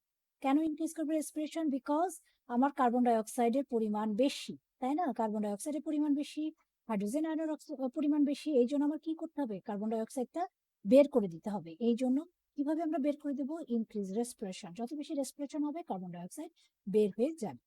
So indirect effect of carbon dioxide and hydrogen ion, এটা যদি আমি flow চার্টে দেখাই, তাহলে excess hydrogen ion and carbon di, আচ্ছা ইনডাইরেক্ট, এটা হচ্ছে গেল ডাইরেক্ট এফেক্ট। এবার হচ্ছে ইনডাইরেক্ট এফেক্ট কোথায় করবে? পেরিফেরাল কেমোরিসেপ্টরস, ঠিক আছে? তাহলে এতক্ষণ আমরা যেটা পড়লাম যে effect of increase hydrogen ion and carbon dioxide ion, এটা কোথায়? এটা হচ্ছে প্রথমে পড়লাম আমরা সেন্ট্রাল কেমোসেন্সিটিভ এরিয়াতে। এইবার আসছি আমরা পেরিফেরাল কেমোরিসেপ্টরে। এরা কি করছে? এরা করছে ইনডাইরেক্ট এফেক্ট। কিভাবে ইনডাইরেক্ট এফেক্ট করছে? Excess hydrogen ion carbon dioxide also excite the peripheral chemoreceptor, যেখানে হচ্ছে অ্যাওটিক বডি এবং ক্যারোটিড বডিকে স্টিমুলেট করে, stimulate the aortic and carotid body. এই স্টিমুলেশনটা তখন নার্ভ এন্ডিং অফ গ্লসোফারিঞ্জিয়াল এবং ভ্যাগাস নার্ভ দিয়ে চলে যায়, যে কোথায় যায়? স্টিমুলেট করে রেসপিরেটরি সেন্টার, যেটা হচ্ছে dorsal respiratory group of neuron. এবং ডরসাল রেসপিরেটরি গ্রুপ অফ নিউরনের কাজই হচ্ছে ইন্সপিরেশন করা। তখন সে ইনক্রিজ করবে ইন্সপিরেশন অর ভেন্টিলেশন। তাহলে এইভাবে করে আমাদের কেমিক্যালস দুইটা, একটা হচ্ছে কার্বন ডাই অক্সাইড এবং হাইড্রোজেন আয়নের পরিমাণ বেড়ে গেলে, কনসেন্ট্রেশন বেড়ে গেলে আমাদের কিভাবে এরা হচ্ছে রেসপিরেশনকে রেগুলেট করে, সেই মেকানিজমটা আমরা পড়লাম। তাহলে এটা দুইভাবে করলো, একটা হচ্ছে সেন্ট্রাল কেমোসেন্সিটিভ এরিয়া কে হচ্ছে তারা স্টিমুলেট করছে, এরপরে পেরিফেরাল কেমোসেন্সিটিভ এরিয়াটাকে তারা ইনডাইরেক্টলি ইফেক্ট করে আমাদের রেসপিরেশনটা কন্ট্রোল করছে। তাহলে আমরা কেমিক্যাল কন্ট্রোলের ভেতরে তিনটা কেমিক্যাল পড়েছিলাম, তার মধ্যে দুইটা কেমিক্যাল সম্পর্কে আমরা ডিটেলস জানলাম, একটা কার্বন ডাই অক্সাইডের ইনক্রিজ কনসেন্ট্রেশন, একটা হাইড্রোজেন আয়নের ইনক্রিজ কনসেন্ট্রেশন। এখন বাকি থাকলো 3 নাম্বার, সেটার নাম হচ্ছে অক্সিজেন। এইবার আসি আমরা অক্সিজেনটা কিভাবে করবে। ওকে, আমরা যে ছবি দেখি, অ্যাওটিক বডিটা কোথায় থাকে? যে আর্চ অফ অ্যাওটাতে থাকে। ক্যারোটিড বডিটা কোথায় থাকে? Bifurcation of common carotid artery. Okay, aortic body থেকে নিয়ে যাচ্ছে হচ্ছে ভ্যাগাস নার্ভ, আর ক্যারোটিড বডি দিয়ে নিয়ে যাচ্ছে গ্লসোফারিঞ্জিয়াল নার্ভ। ওকে, তাহলে এটা হচ্ছে আমাদের গাইটনের ছবি, আর এটা হচ্ছে গ্যানোনের ছবি, ঠিক আছে? তাহলে এই যে অ্যাওটিক বডি থেকে নিয়ে যাচ্ছে, এটা কি নার্ভ? এটা হচ্ছে ভ্যাগাস নার্ভ। আর ক্যারোটিড বডি থেকে নিয়ে যাচ্ছে কি নার্ভ? এটার নাম হচ্ছে গ্লসোফারিঞ্জিয়াল নার্ভ, ঠিক আছে? যে গ্লসোফারিঞ্জিয়াল নার্ভ, এটা হচ্ছে ভ্যাগাস নার্ভ। মানে এটা হচ্ছে ক্যারোটিড বডি, যেখানে বাইফার্কেশনের সময় থাকছে কোথায়? Common carotid artery bifurcation. আর অ্যাওটিক বডি থাকছে হচ্ছে আর্চ অফ অ্যাওটার ওয়ালে। ওকে, তাহলে এটা হচ্ছে ছবি। এই ছবি দেখলে আমরা জিনিসটা আরো ক্লিয়ার হয়ে যাব। এইবার আসছি থার্ড নাম্বার কেমিক্যাল, তার নাম হচ্ছে পার্শিয়াল প্রেশার অফ অক্সিজেন। এই পার্শিয়াল প্রেশার অফ অক্সিজেনটার কি হবে? কমে গেলে আমাদের এখানে সমস্যা করবে। So change in the oxygen concentration has virtually no direct effect on respiratory centre. তাহলে নর্মালি হচ্ছে আমাদের যে রেসপিরেটরি সেন্টারে অক্সিজেন যদি চেঞ্জ হয়ে যায়, তাহলে ডাইরেক্ট কোনো এফেক্ট আমাদের রেসপিরেটরি সেন্টারে পড়বে না। ওকে, তাহলে ডাইরেক্ট কোনো এফেক্ট আমাদের রেসপিরেটরি সেন্টারে পড়বে না। তাহলে হচ্ছে কখন এটা হবে? This mechanism response when the blood falls when the blood partial pressure falls to low below 70 millimetre of mercury. যদি 70 মিলিমিটার অফ মার্কারি নিচে চলে যায় অক্সিজেনের প্রেশার, তখন হচ্ছে এটা স্টিমুলেটেড হবে, আদারওয়াইজ এটা সেভাবে করে স্টিমুলেটেড হয় না। এবং এটা সেন্ট্রাল কেমোসেন্সিটিভ এরিয়াতেও স্টিমুলেটেড হয় না, এটা শুধুমাত্র পেরিফেরাল কেমোসেন্সিটিভ এরিয়াতে স্টিমুলেটেড হয়। আমরা আসছি কিভাবে এটা করবে, দেখি আমরা। পেরিফেরাল কেমোরিসেপ্টরে ইয়ে করবে, কি করে অ্যাকশন করবে। ওকে, তাহলে এই গেল আমাদের কেমিক্যাল রেগুলেশন। আমরা কেমিক্যাল রেগুলেশনে কি কি পড়লাম? আমাদের তিনটা কেমিক্যাল, একটা হচ্ছে increase concentration of carbon dioxide and hydrogen ion. এরা দুই জায়গাতেই কাজ করে, একটা হচ্ছে সেন্ট্রাল কেমোসেন্সিটিভ এরিয়া এবং পেরিফেরাল কেমোসেন্সিটিভ এরিয়া, দুটাতেই কাজ করবে। আর হচ্ছে অক্সিজেন যেটা, সেটা সেন্ট্রাল কেমোসেন্সিটিভ এরিয়াতে তাদের কোনো রোল নাই, তারা হচ্ছে কোথায় কাজ করবে? শুধুমাত্র পেরিফেরাল কেমোসেন্সিটিভ এরিয়াতে কাজ করবে। ওকে, এইবার আসছি আমরা regulation of respiration during exercise. এক্সারসাইজে কি হয় এটা আমরা একটু দেখি। এক্সারসাইজে মেইনলি আমাদের কি হচ্ছে? এক্সারসাইজে আমাদের কি হয়? নর্মালি আমাদের রেসপিরেশনটা কি দরকার? এক্সারসাইজে আমাদের রেসপিরেশনটা বেশি দরকার, তাই না? The factor that cause increased ventilation during exercise is due to, তাহলে এই যে ভেন্টিলেশনটা বেশি হবে, রেসপিরেশনটা বেশি হবে এক্সারসাইজ, তাহলে এটা কারা কন্ট্রোল করছে? একটা হচ্ছে নার্ভাস ফ্যাক্টর কন্ট্রোল করছে, আর একটা হচ্ছে প্রোপ্রিওসেপটিভ স্টিমুলেটরি রিফ্লেক্স করছে। ওকে, তাহলে নার্ভাস ফ্যাক্টর এটা হচ্ছে direct stimulation of respiratory centre, এরা করবে। আরেকটা করবে, 3 নাম্বার করবে হচ্ছে কেমিক্যাল ফ্যাক্টর। ওকে, তাহলে এক্সারসাইজে আমাদের যে এই ইনক্রিজ ভেন্টিলেশনটা হবে, এই ইনক্রিজ ভেন্টিলেশনটা মেনলি কারা রেগুলেট করবে? 3টা ফ্যাক্টর রেগুলেট করে। একটা হচ্ছে নার্ভাস রেগুলেশন, একটা হচ্ছে প্রোপ্রিওসেপটিভ রেগুলেশন, আর একটা হচ্ছে কেমিক্যাল রেগুলেশন। ওকে, তাহলে আসি আমরা প্রথমে নার্ভাস রেগুলেশনটা কিভাবে হয় এটা একটু আমরা দেখি। নার্ভাস রেগুলেশন যেটা during exercise brain transmitted collateral impulse to the brain stem to excite the respiratory centre, increase করবে ভেন্টিলেশন। ওকে, তাহলে যখনই আমার এক্সারসাইজটা হবে, এক্সারসাইজটা স্টার্ট হয়ে যাবে, ডিউরিং এক্সারসাইজ ব্রেন একটা হচ্ছে স্টিমুলেশন ইম্পালস দিবে কাকে? রেসপিরেটরি সেন্টারকে, টু ইনক্রিজ রেসপিরেশন। ওকে, এটা একটা। 2 নাম্বার হচ্ছে প্রোপ্রিওসেপটিভ স্টিমুলেটরি রিফ্লেক্স। এটা কি জিনিস? During exercise the body movement increase pulmonary ventilation by exciting joints and muscle proprioceptor that can transmit excitatory impulse to the respiratory centre. তাহলে যেই যেই joint এবং মাসেল আমাদের এক্সারসাইজে অংশ নিচ্ছে, তাদের ভেতরে একটা রিসেপ্টর থাকে, প্রক্রিয়া রিসেপ্টর বলে। এই রিসেপ্টরটা তখন কি করবে? একটা সিগন্যাল দিবে রেসপিরেটরি সেন্টারকে, এবং এই সিগন্যালের জন্য আমাদের কি হবে? ভেন্টিলেশনটা ইনক্রিজ করবে। ওকে, এইবার আসছি কেমিক্যাল ফ্যাক্টর।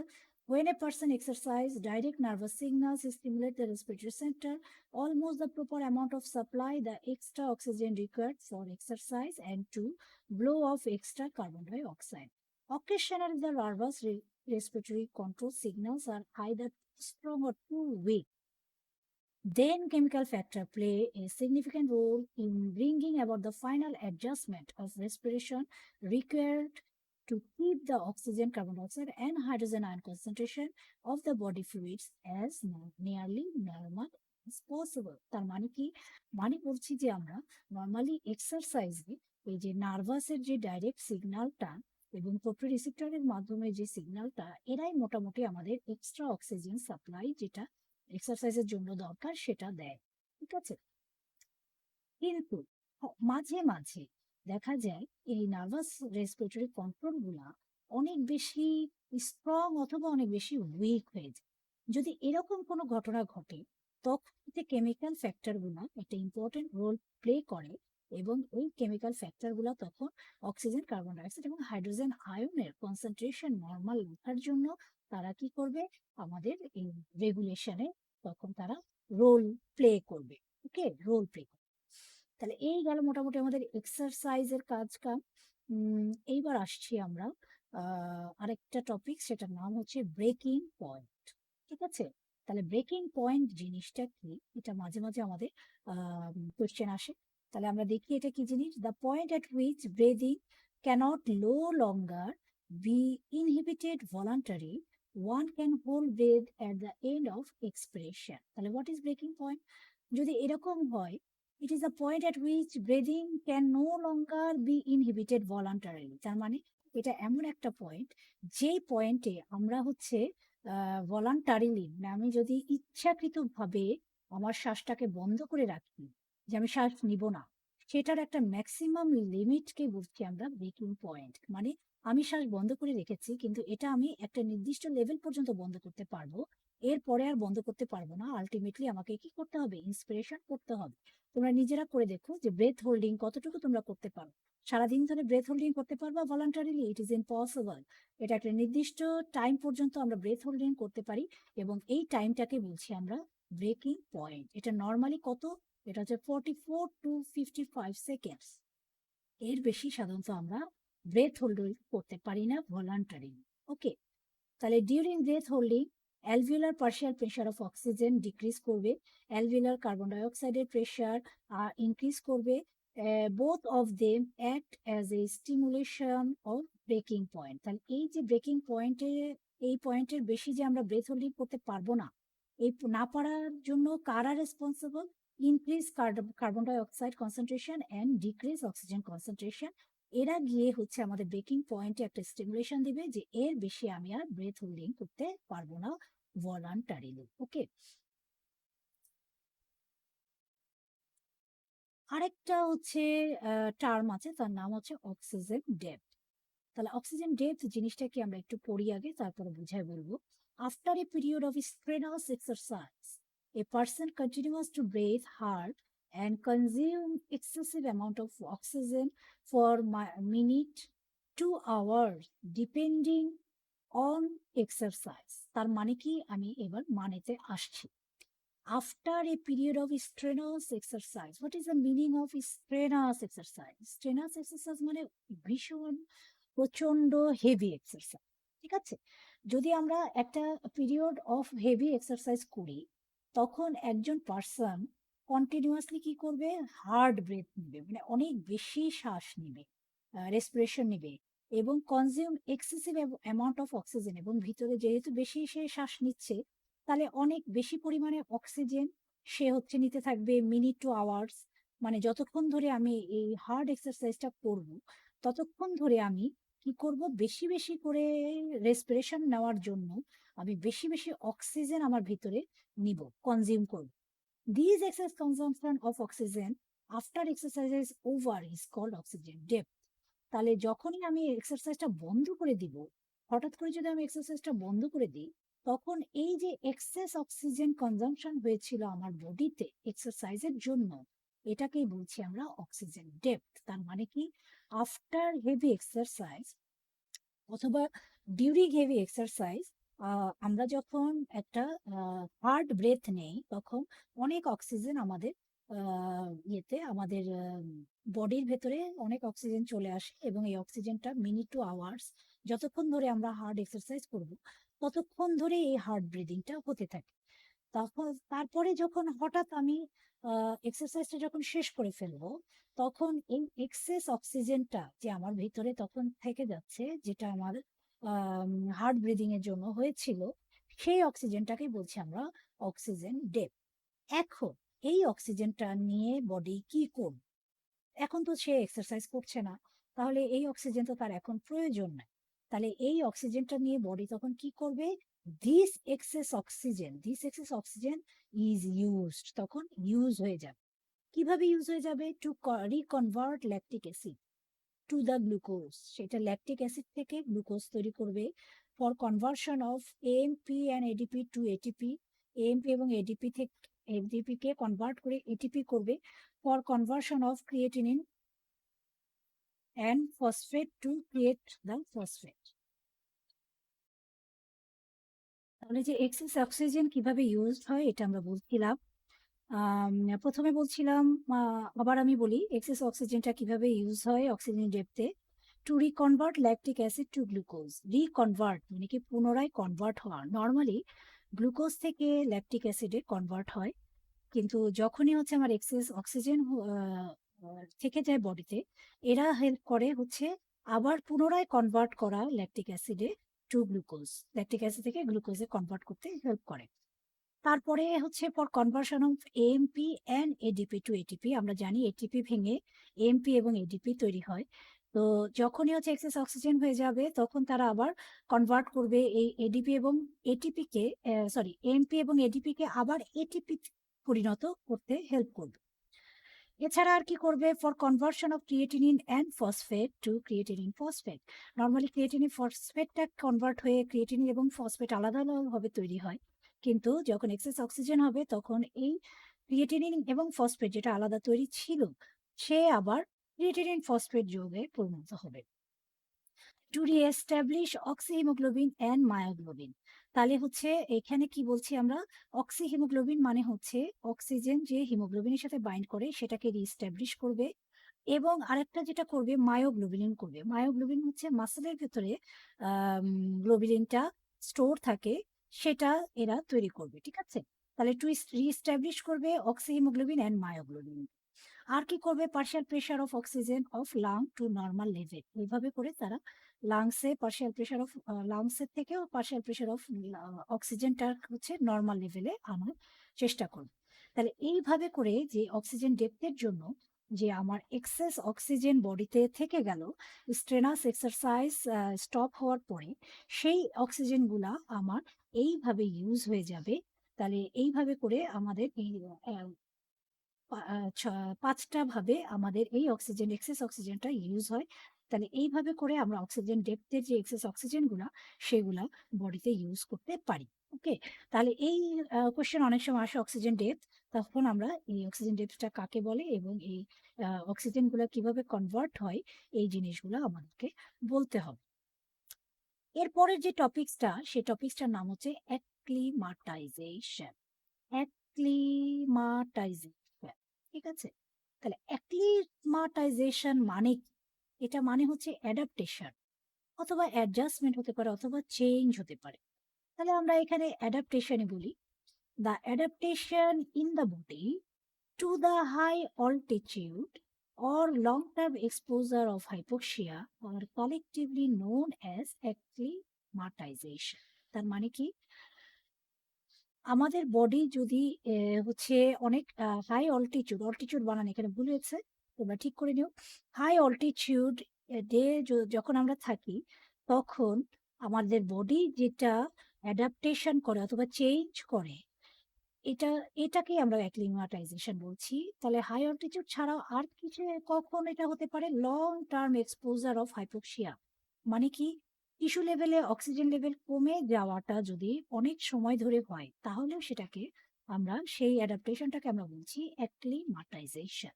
তাহলে অ্যাক্লিমাটাইজেশন বলতে কি বুঝি? It is the adaptation in the body to the high altitude or long-term exposure of hypoxia are collectively known as acclimatization. ঠিক আছে? তাহলে এই যে অ্যাডাপ্টেশন হচ্ছে অথবা অ্যাডজাস্টমেন্ট অথবা চেঞ্জ হচ্ছে, এগুলা কি কি চেঞ্জ হয়? ওকে, সো চেঞ্জ ডিউরিং দ্য অ্যাক্লিমাটাইজেশন কি হতে পারে? Increase ventilation. তাহলে যখন আমরা হাই অল্টিটিউডে থাকি, আমরা যখন পাহাড়ের উপরে উঠি, তখন কি হয়? তখন হচ্ছে এনভায়রনমেন্টে অক্সিজেন কম থাকে এবং এই অক্সিজেন কম থাকার জন্য আমাদের টিস্যুতে কি হয়? অক্সিজেন লেভেল কমে যায়। তাহলে অক্সিজেন পাওয়ার জন্য আমাদের কি করতে হবে? ইনক্রিজ করবে ভেন্টিলেশন। আর কি করবে? ইনক্রিজ করবে আরবিসি, যেটাকে আমরা বলছি পলিসাইথেমিয়া। আমরা পড়েছি আগে, তাই না? আরবিসির কাউন্ট যদি বেড়ে যায় তাকে বলে পলিসাইথেমিয়া। আর কি হতে পারে? Increase vascularity of the peripheral tissue. Peripheral টিস্যুতে ব্লাড ফ্লোটা বেড়ে যেতে পারে। আর কি হতে পারে? Increase ability of tissue cell to use oxygen despite of low oxygen. অল্প অক্সিজেনে টিস্যু অক্সিজেন করার অ্যাবিলিটিটা বেড়ে যাবে। ওকে, আর কি হতে পারে? ইনক্রিজ 2,3 বাইফসফোগ্লিসারেট। 2,3 বাইফসফোগ্লিসারেট আমরা আগে পড়েছি। আমরা জানি যে এরা হিমোগ্লোবিনের সাথে অক্সিজেন বাইন্ডিং এর অ্যাফিনিটিটা কমায় দেয়। সুতরাং মোর অক্সিজেন অ্যাভেলেবেল হবে টিস্যুতে। তাহলে হিমোগ্লোবিন থেকে অক্সিজেনটা ছুটে গিয়ে টিস্যুটা বেশি বেশি করে অক্সিজেন পাবে। আর কি হবে? ক্যাপিলারি ডেন্সিটিটা বেড়ে যাবে। ঠিক আছে, ক্যাপিলারির ঘনত্বটা বেড়ে যাবে। আর কি হবে? টোটাল লাং ক্যাপাসিটি অ্যান্ড ডিফিউজিং ক্যাপাসিটিটা বাড়বে। তাহলে টোটাল লাং ক্যাপাসিটি মানে হচ্ছে আমরা জানি যে টোটাল যতগুলা সব ভলিউম এবং ক্যাপাসিটি মিলে যে ইয়েটা হয় সেটাকে বলছিলাম আমরা টোটাল লাং ক্যাপাসিটি, এটা বাড়বে। এবং লাংসের যে ডিফিউজিং ক্যাপাসিটি মানে কি, ডিফিউজ হওয়ার গ্যাস ডিফিউজ হওয়ার যে রেট, সেটাকে কি করবে? বাড়ায় দিবে। ঠিক আছে, তাহলে এতগুলা কাজ করে আমাদের এই অ্যাডাপ্টেশনটা হয়, এর নাম হচ্ছে অ্যাক্লিমাটাইজেশন। অ্যাক্লিমাটাইজেশন। তাহলে অ্যাক্লিমাটাইজেশনটা জিনিসটা কি, এটা আমার জানতে হবে, ডেফিনেশনটা, এবং কি কি চেঞ্জ হয় এই জিনিসগুলো আমার জানতে হবে। এবং এই চেঞ্জের জন্য আমাদের কি হচ্ছে? অ্যাডাপ্টেশন হচ্ছে যেখানে হাইপোক্সিয়া কন্ডিশন অথবা low oxygen level in tissue level, এই কন্ডিশনটা আমরা কি করতে পারি?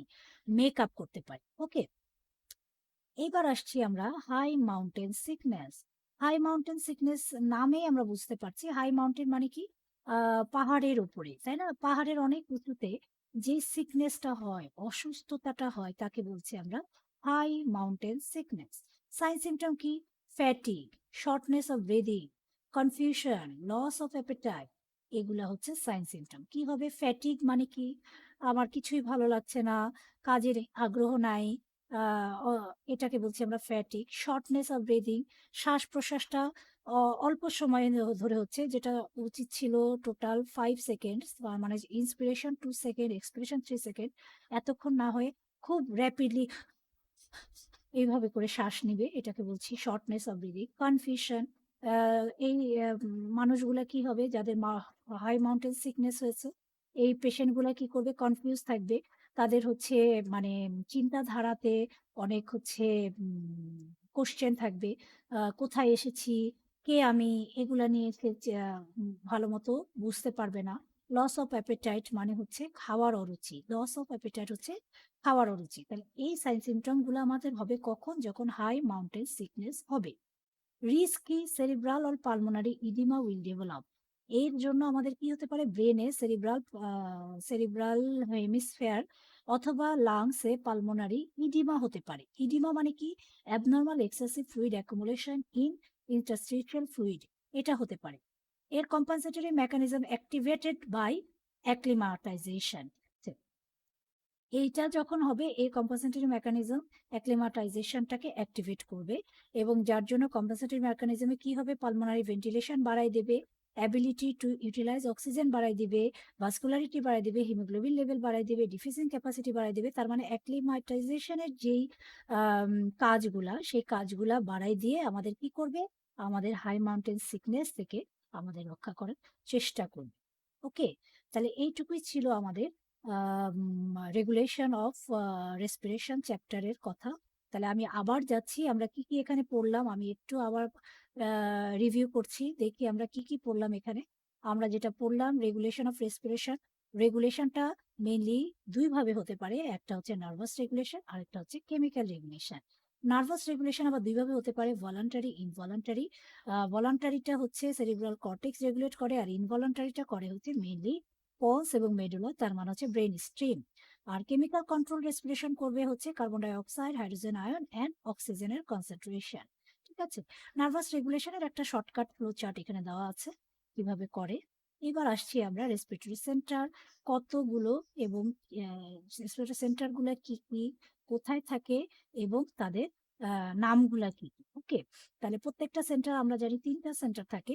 এই তিনটা সেন্টারের নাম কি জানতে হবে, কোথায় লোকেশন জানতে হবে, এবং তাদের ফাংশন আমাদেরকে জানতে হবে। সেটা dorsal respiratory group of neuron, ventral respiratory group of neuron এবং নিউমোট্যাক্সিক সেন্টার, এই তিনটা সেন্টারেরই লোকেশন এবং ফাংশন আমাদেরকে জানতে হবে। এরপরে আমরা পড়েছি ইন্সপিরেটরি র্যাম সিগন্যাল কাকে বলে, এবং এই ইন্সপিরেটরি র্যাম সিগন্যালের হচ্ছে আমাদের অ্যাডভান্টেজ কি এবং মেকানিজম অফ রিদমিক ব্রিথ। তাহলে এই কোয়েশ্চেন গুলো কিন্তু আমাদের রেগুলারলি আসে। Mechanism of rhythmic breathing, what is ramp signals, তারপরে হচ্ছে what are the centres, respiratory centres, and with the what are the location and what is the function of them. এই কোয়েশ্চেনগুলি কিন্তু আমাদের রেগুলারলি পরীক্ষায় আসে এবং ভাইভায় এবং রিটেনে আসে। ঠিক আছে, তাহলে এই জিনিসগুলো আমাদেরকে পড়তে হবে। এরপরে আমরা পড়েছি হেরিংবোরার ইনফ্লেশন রিফ্লেক্স কাকে বলে, এবং এটার হচ্ছে কিভাবে এই রিফ্লেক্সটা হয়, এইটা আমাদেরকে জানতে হবে। এটা অনেক সময় স্বপ্ন হিসেবেও আসে, আবার হচ্ছে কোশ্চেন হিসেবেও আসে। তাহলে এখানে ইম্পর্টেন্ট কথা হচ্ছে এটা, এই রিফ্লেক্সটা কখন হবে? যখন হচ্ছে টাইডাল ভলিউমটা 3 গুণ হবে। এই কথাটা কিন্তু মনে রাখতে হবে, কারণ নর্মাল ইন্সপিরেশন এক্সপিরেশনে কিন্তু এই হেরিনবোরান রিফ্লেক্সটা কার্যকর হয় না। যখনই আমার ওভার ইয়ে হয়ে যায়, লাংস যখন ওভার ইয়ে হয়ে যায়, কি বলে, ওভার ডিস্টেনশন হয়ে যায়, তখন এটা কাজ করবে। তাহলে ওভার ডিস্টেনশন বলতে কি বুঝি আমরা? টাইডাল ভলিউমের 3 গুণ যদি হয়, তাহলে এটা এই রিফ্লেক্সটা তখন কাজ করবে। ওকে, তো সেটার আবার ইম্পর্টেন্স আমরা জানবো। এইবার আমরা পড়েছিলাম কিছু ট্রান্সেকশন, তার মানে হচ্ছে যদি রেসপিরেটরি সেন্টারের কোনো কোনো লেভেলে যদি কেটে যায় তাহলে কি হয়, এটা যারা ভালো পারবে তাদের জন্য, যারা অনার্স মার্ক পাওয়ার মতো, তাদেরকে এই কোশ্চেন গুলো করা যেতে পারে, নর্মালি স্টুডেন্টদেরকে সাধারণত করা হয় না। এইবার আসছি আমরা chemical control of respiration, very very important. তাহলে কেমিক্যাল কন্ট্রোলে প্রথমে কেমিক্যাল গুলোর নাম জানতে হবে। কি কি নাম? Excess carbon dioxide and hydrogen ion and decrease oxygen concentration. শুধু কার্বন ডাইঅক্সাইড, হাইড্রোজেন আয়ন এবং অক্সিজেন বললে কিন্তু হবে না। কারণ কি, শুধু কার্বন ডাইঅক্সাইড, হাইড্রোজেন এবং অক্সিজেন কি কেমিক্যাল রেসপিরেশন কন্ট্রোল করে? করে না। যখন কার্বন ডাইঅক্সাইড, হাইড্রোজেন এক্সেস হয়ে যায় তখনই তারা কেমিক্যাল কন্ট্রোল করে। যখন অক্সিজেন ডিক্রিজ করে যায় তখন তারা কেমিক্যাল কন্ট্রোল করে। ওকে, তাহলে কেমিক্যাল গুলোর নাম জানতে হবে। তারপরে কেমোসেন্সিটিভ এরিয়া এবং পেরিফেরাল কেমোরিসেপ্টরস, কোথায় কি আসে বিষয়, কি নাম, এগুলো আমাদেরকে জানতে হবে। এবং কিভাবে কার্বন ডাইঅক্সাইড এবং হাইড্রোজেন আয়ন ইনক্রিজ হলে আমাদের কেমিক্যাল রেগুলেশন হয় বোথ সেন্ট্রাল কেমোসেনসিটিভ এরিয়া এবং পেরিফেরাল কেমোসেনসিটিভ এরিয়া, এটা আমাদেরকে এক্সপ্লেন করতে হবে। এবং অক্সিজেনের ক্ষেত্রে ডিক্রিজ করে গেলে আমাদের কিভাবে এরা শুধুমাত্র পেরিফেরাল কেমোরিসেপ্টর এর উপরে কাজ করে, এটা আমাদেরকে এক্সপ্লেন করতে হবে। ওকে, তাহলে এখানে একটা ইম্পর্টেন্ট কথা হচ্ছে, অক্সিজেন যদি ডিক্রিজ করে, এরা কিন্তু সেন্ট্রাল কেমোসেনসিটিভ এরিয়াতে কোনো অ্যাকশন নাই। হ্যাঁ, changes of oxygen concentration has virtually no direct effect on respiratory centre. Respiratory সেন্টারে কোনো ডাইরেক্ট এফেক্ট নাই, তার মানে তারা সেন্ট্রাল কেমোসেনসিটিভ এরিয়াতে কোনো কাজ করতে পারে না। তারা ইনডাইরেক্টলি পেরিফেরাল কেমোসেনসিটিভ কেমোরিসেপ্টর যেগুলা, সেগুলাতে স্টিমুলেশন করে তারা হচ্ছে এফেক্টটা করতে পারে। ওকে, তাহলে এটা একটা ইম্পর্টেন্ট কথা, যে অক্সিজেন শুধুমাত্র পেরিফেরাল কেমোরিসেপ্টরের উপর কাজ করে, সেন্ট্রাল কেমোসেনসিটিভ এরিয়াতে কাজ করে না। কিন্তু কার্বন ডাই অক্সাইড এবং হাইড্রোজেন আয়নের কনসেন্ট্রেশন যদি বেড়ে যায়, এরা বোথ সেন্ট্রাল কেমোসেনসিটিভ এরিয়াতেও কাজ করে, আবার পেরিফেরাল কেমোরিসেপ্টরেও কাজ করবে। ওকে, তাহলে এই কোশ্চেনটা ব্রড কোশ্চেন হিসেবে আমাদের আসে, এই জন্য আমাদেরকে এটা ভালো মতো পড়তে হবে। আবার হচ্ছে regulation of respiration during exercise, এটা অনেক সময় ধরা হয়। এটাতে 3টা পয়েন্ট আছে, 3টা পয়েন্ট জানতে হবে। একটা নার্ভাস ফ্যাক্টর, একটা হচ্ছে প্রোপ্রিওসেপ্টর রিফ্লেক্স, আর একটা হচ্ছে কেমিক্যাল ফ্যাক্টর। ওকে, তাহলে এই গেল হচ্ছে রেসপিরেশনের রেসপিরেশন ডিউরিং এক্সারসাইজের কন্ট্রোলটা। এছাড়া আমাদের হচ্ছে কিছু শর্ট নোট হিসেবে আসতে পারে ব্রেকিং পয়েন্ট কাকে বলে, এবং হচ্ছে কতটুকু পয়েন্ট থাকে, এটা কিন্তু খুবই ধরা হয় যে ব্রেকিং পয়েন্ট কাকে বলে এবং কত সময় তুমি শ্বাসটা ধরে রাখতে পারবা। ঠিক আছে, এটা ধরা হয়। আর হচ্ছে তোমার অক্সিজেন ডেপথ সম্পর্কে আমাদের শর্ট নোট আসতে পারে, তখন আমরা অক্সিজেন ডেপথ কাকে বলে এবং এক্সেস অক্সিজেনটা কিভাবে ইউজ হয় এটা জানাবো। আবার অ্যাক্লিমাটাইজেশন ভেরি ভেরি ইম্পর্টেন্ট, এটা রেগুলারলি কোয়েশ্চেন আসে শর্ট নোট হিসেবে। তাহলে তোমার অ্যাক্লিমাটাইজেশনটা কাকে বলে এবং কি কি চেঞ্জ হয় অ্যাক্লিমাটাইজেশনে, এই কথাগুলো আমাদেরকে লিখতে হবে। আর হাই মাউন্টেন সিকনেস মাঝে মাঝে কোয়েশ্চেন আসে, যদি আসে তাহলে আমরা কয়েকটা সাইন সিমটম দিয়ে দিব, এবং হচ্ছে কিভাবে কম্পেনসেট করে, মেলে অ্যাক্লিমাটাইজেশন করে কম্পেনসেট করে, এই কথাটা আমাদেরকে তাহলে অ্যাক্লিমাটাইজেশনের 2-4টা মেকানিজম আমাদের এখানে উল্লেখ করতে হবে। So this is all about the respiratory regulation of respiration chapter. আশা করি তোমরা বুঝতে পেরেছো, এবং আমি আশা করব তোমরা প্রফে যেইভাবে করে রিটেনে কোশ্চেন আসে এবং ভাইভায় কোশ্চেন আসে রেগুলেশন অফ রেসপিরেশন সম্পর্কে, তোমরা ইন ডিটেলস এখানে থেকে অ্যান্সার করতে পারবে। Okay, thank you very much my dear students. আমরা আজকে আমাদের এই রেগুলেশন অফ রেসপিরেশন চ্যাপ্টার আজকে এখানে শেষ করছি। আল্লাহ হাফিজ।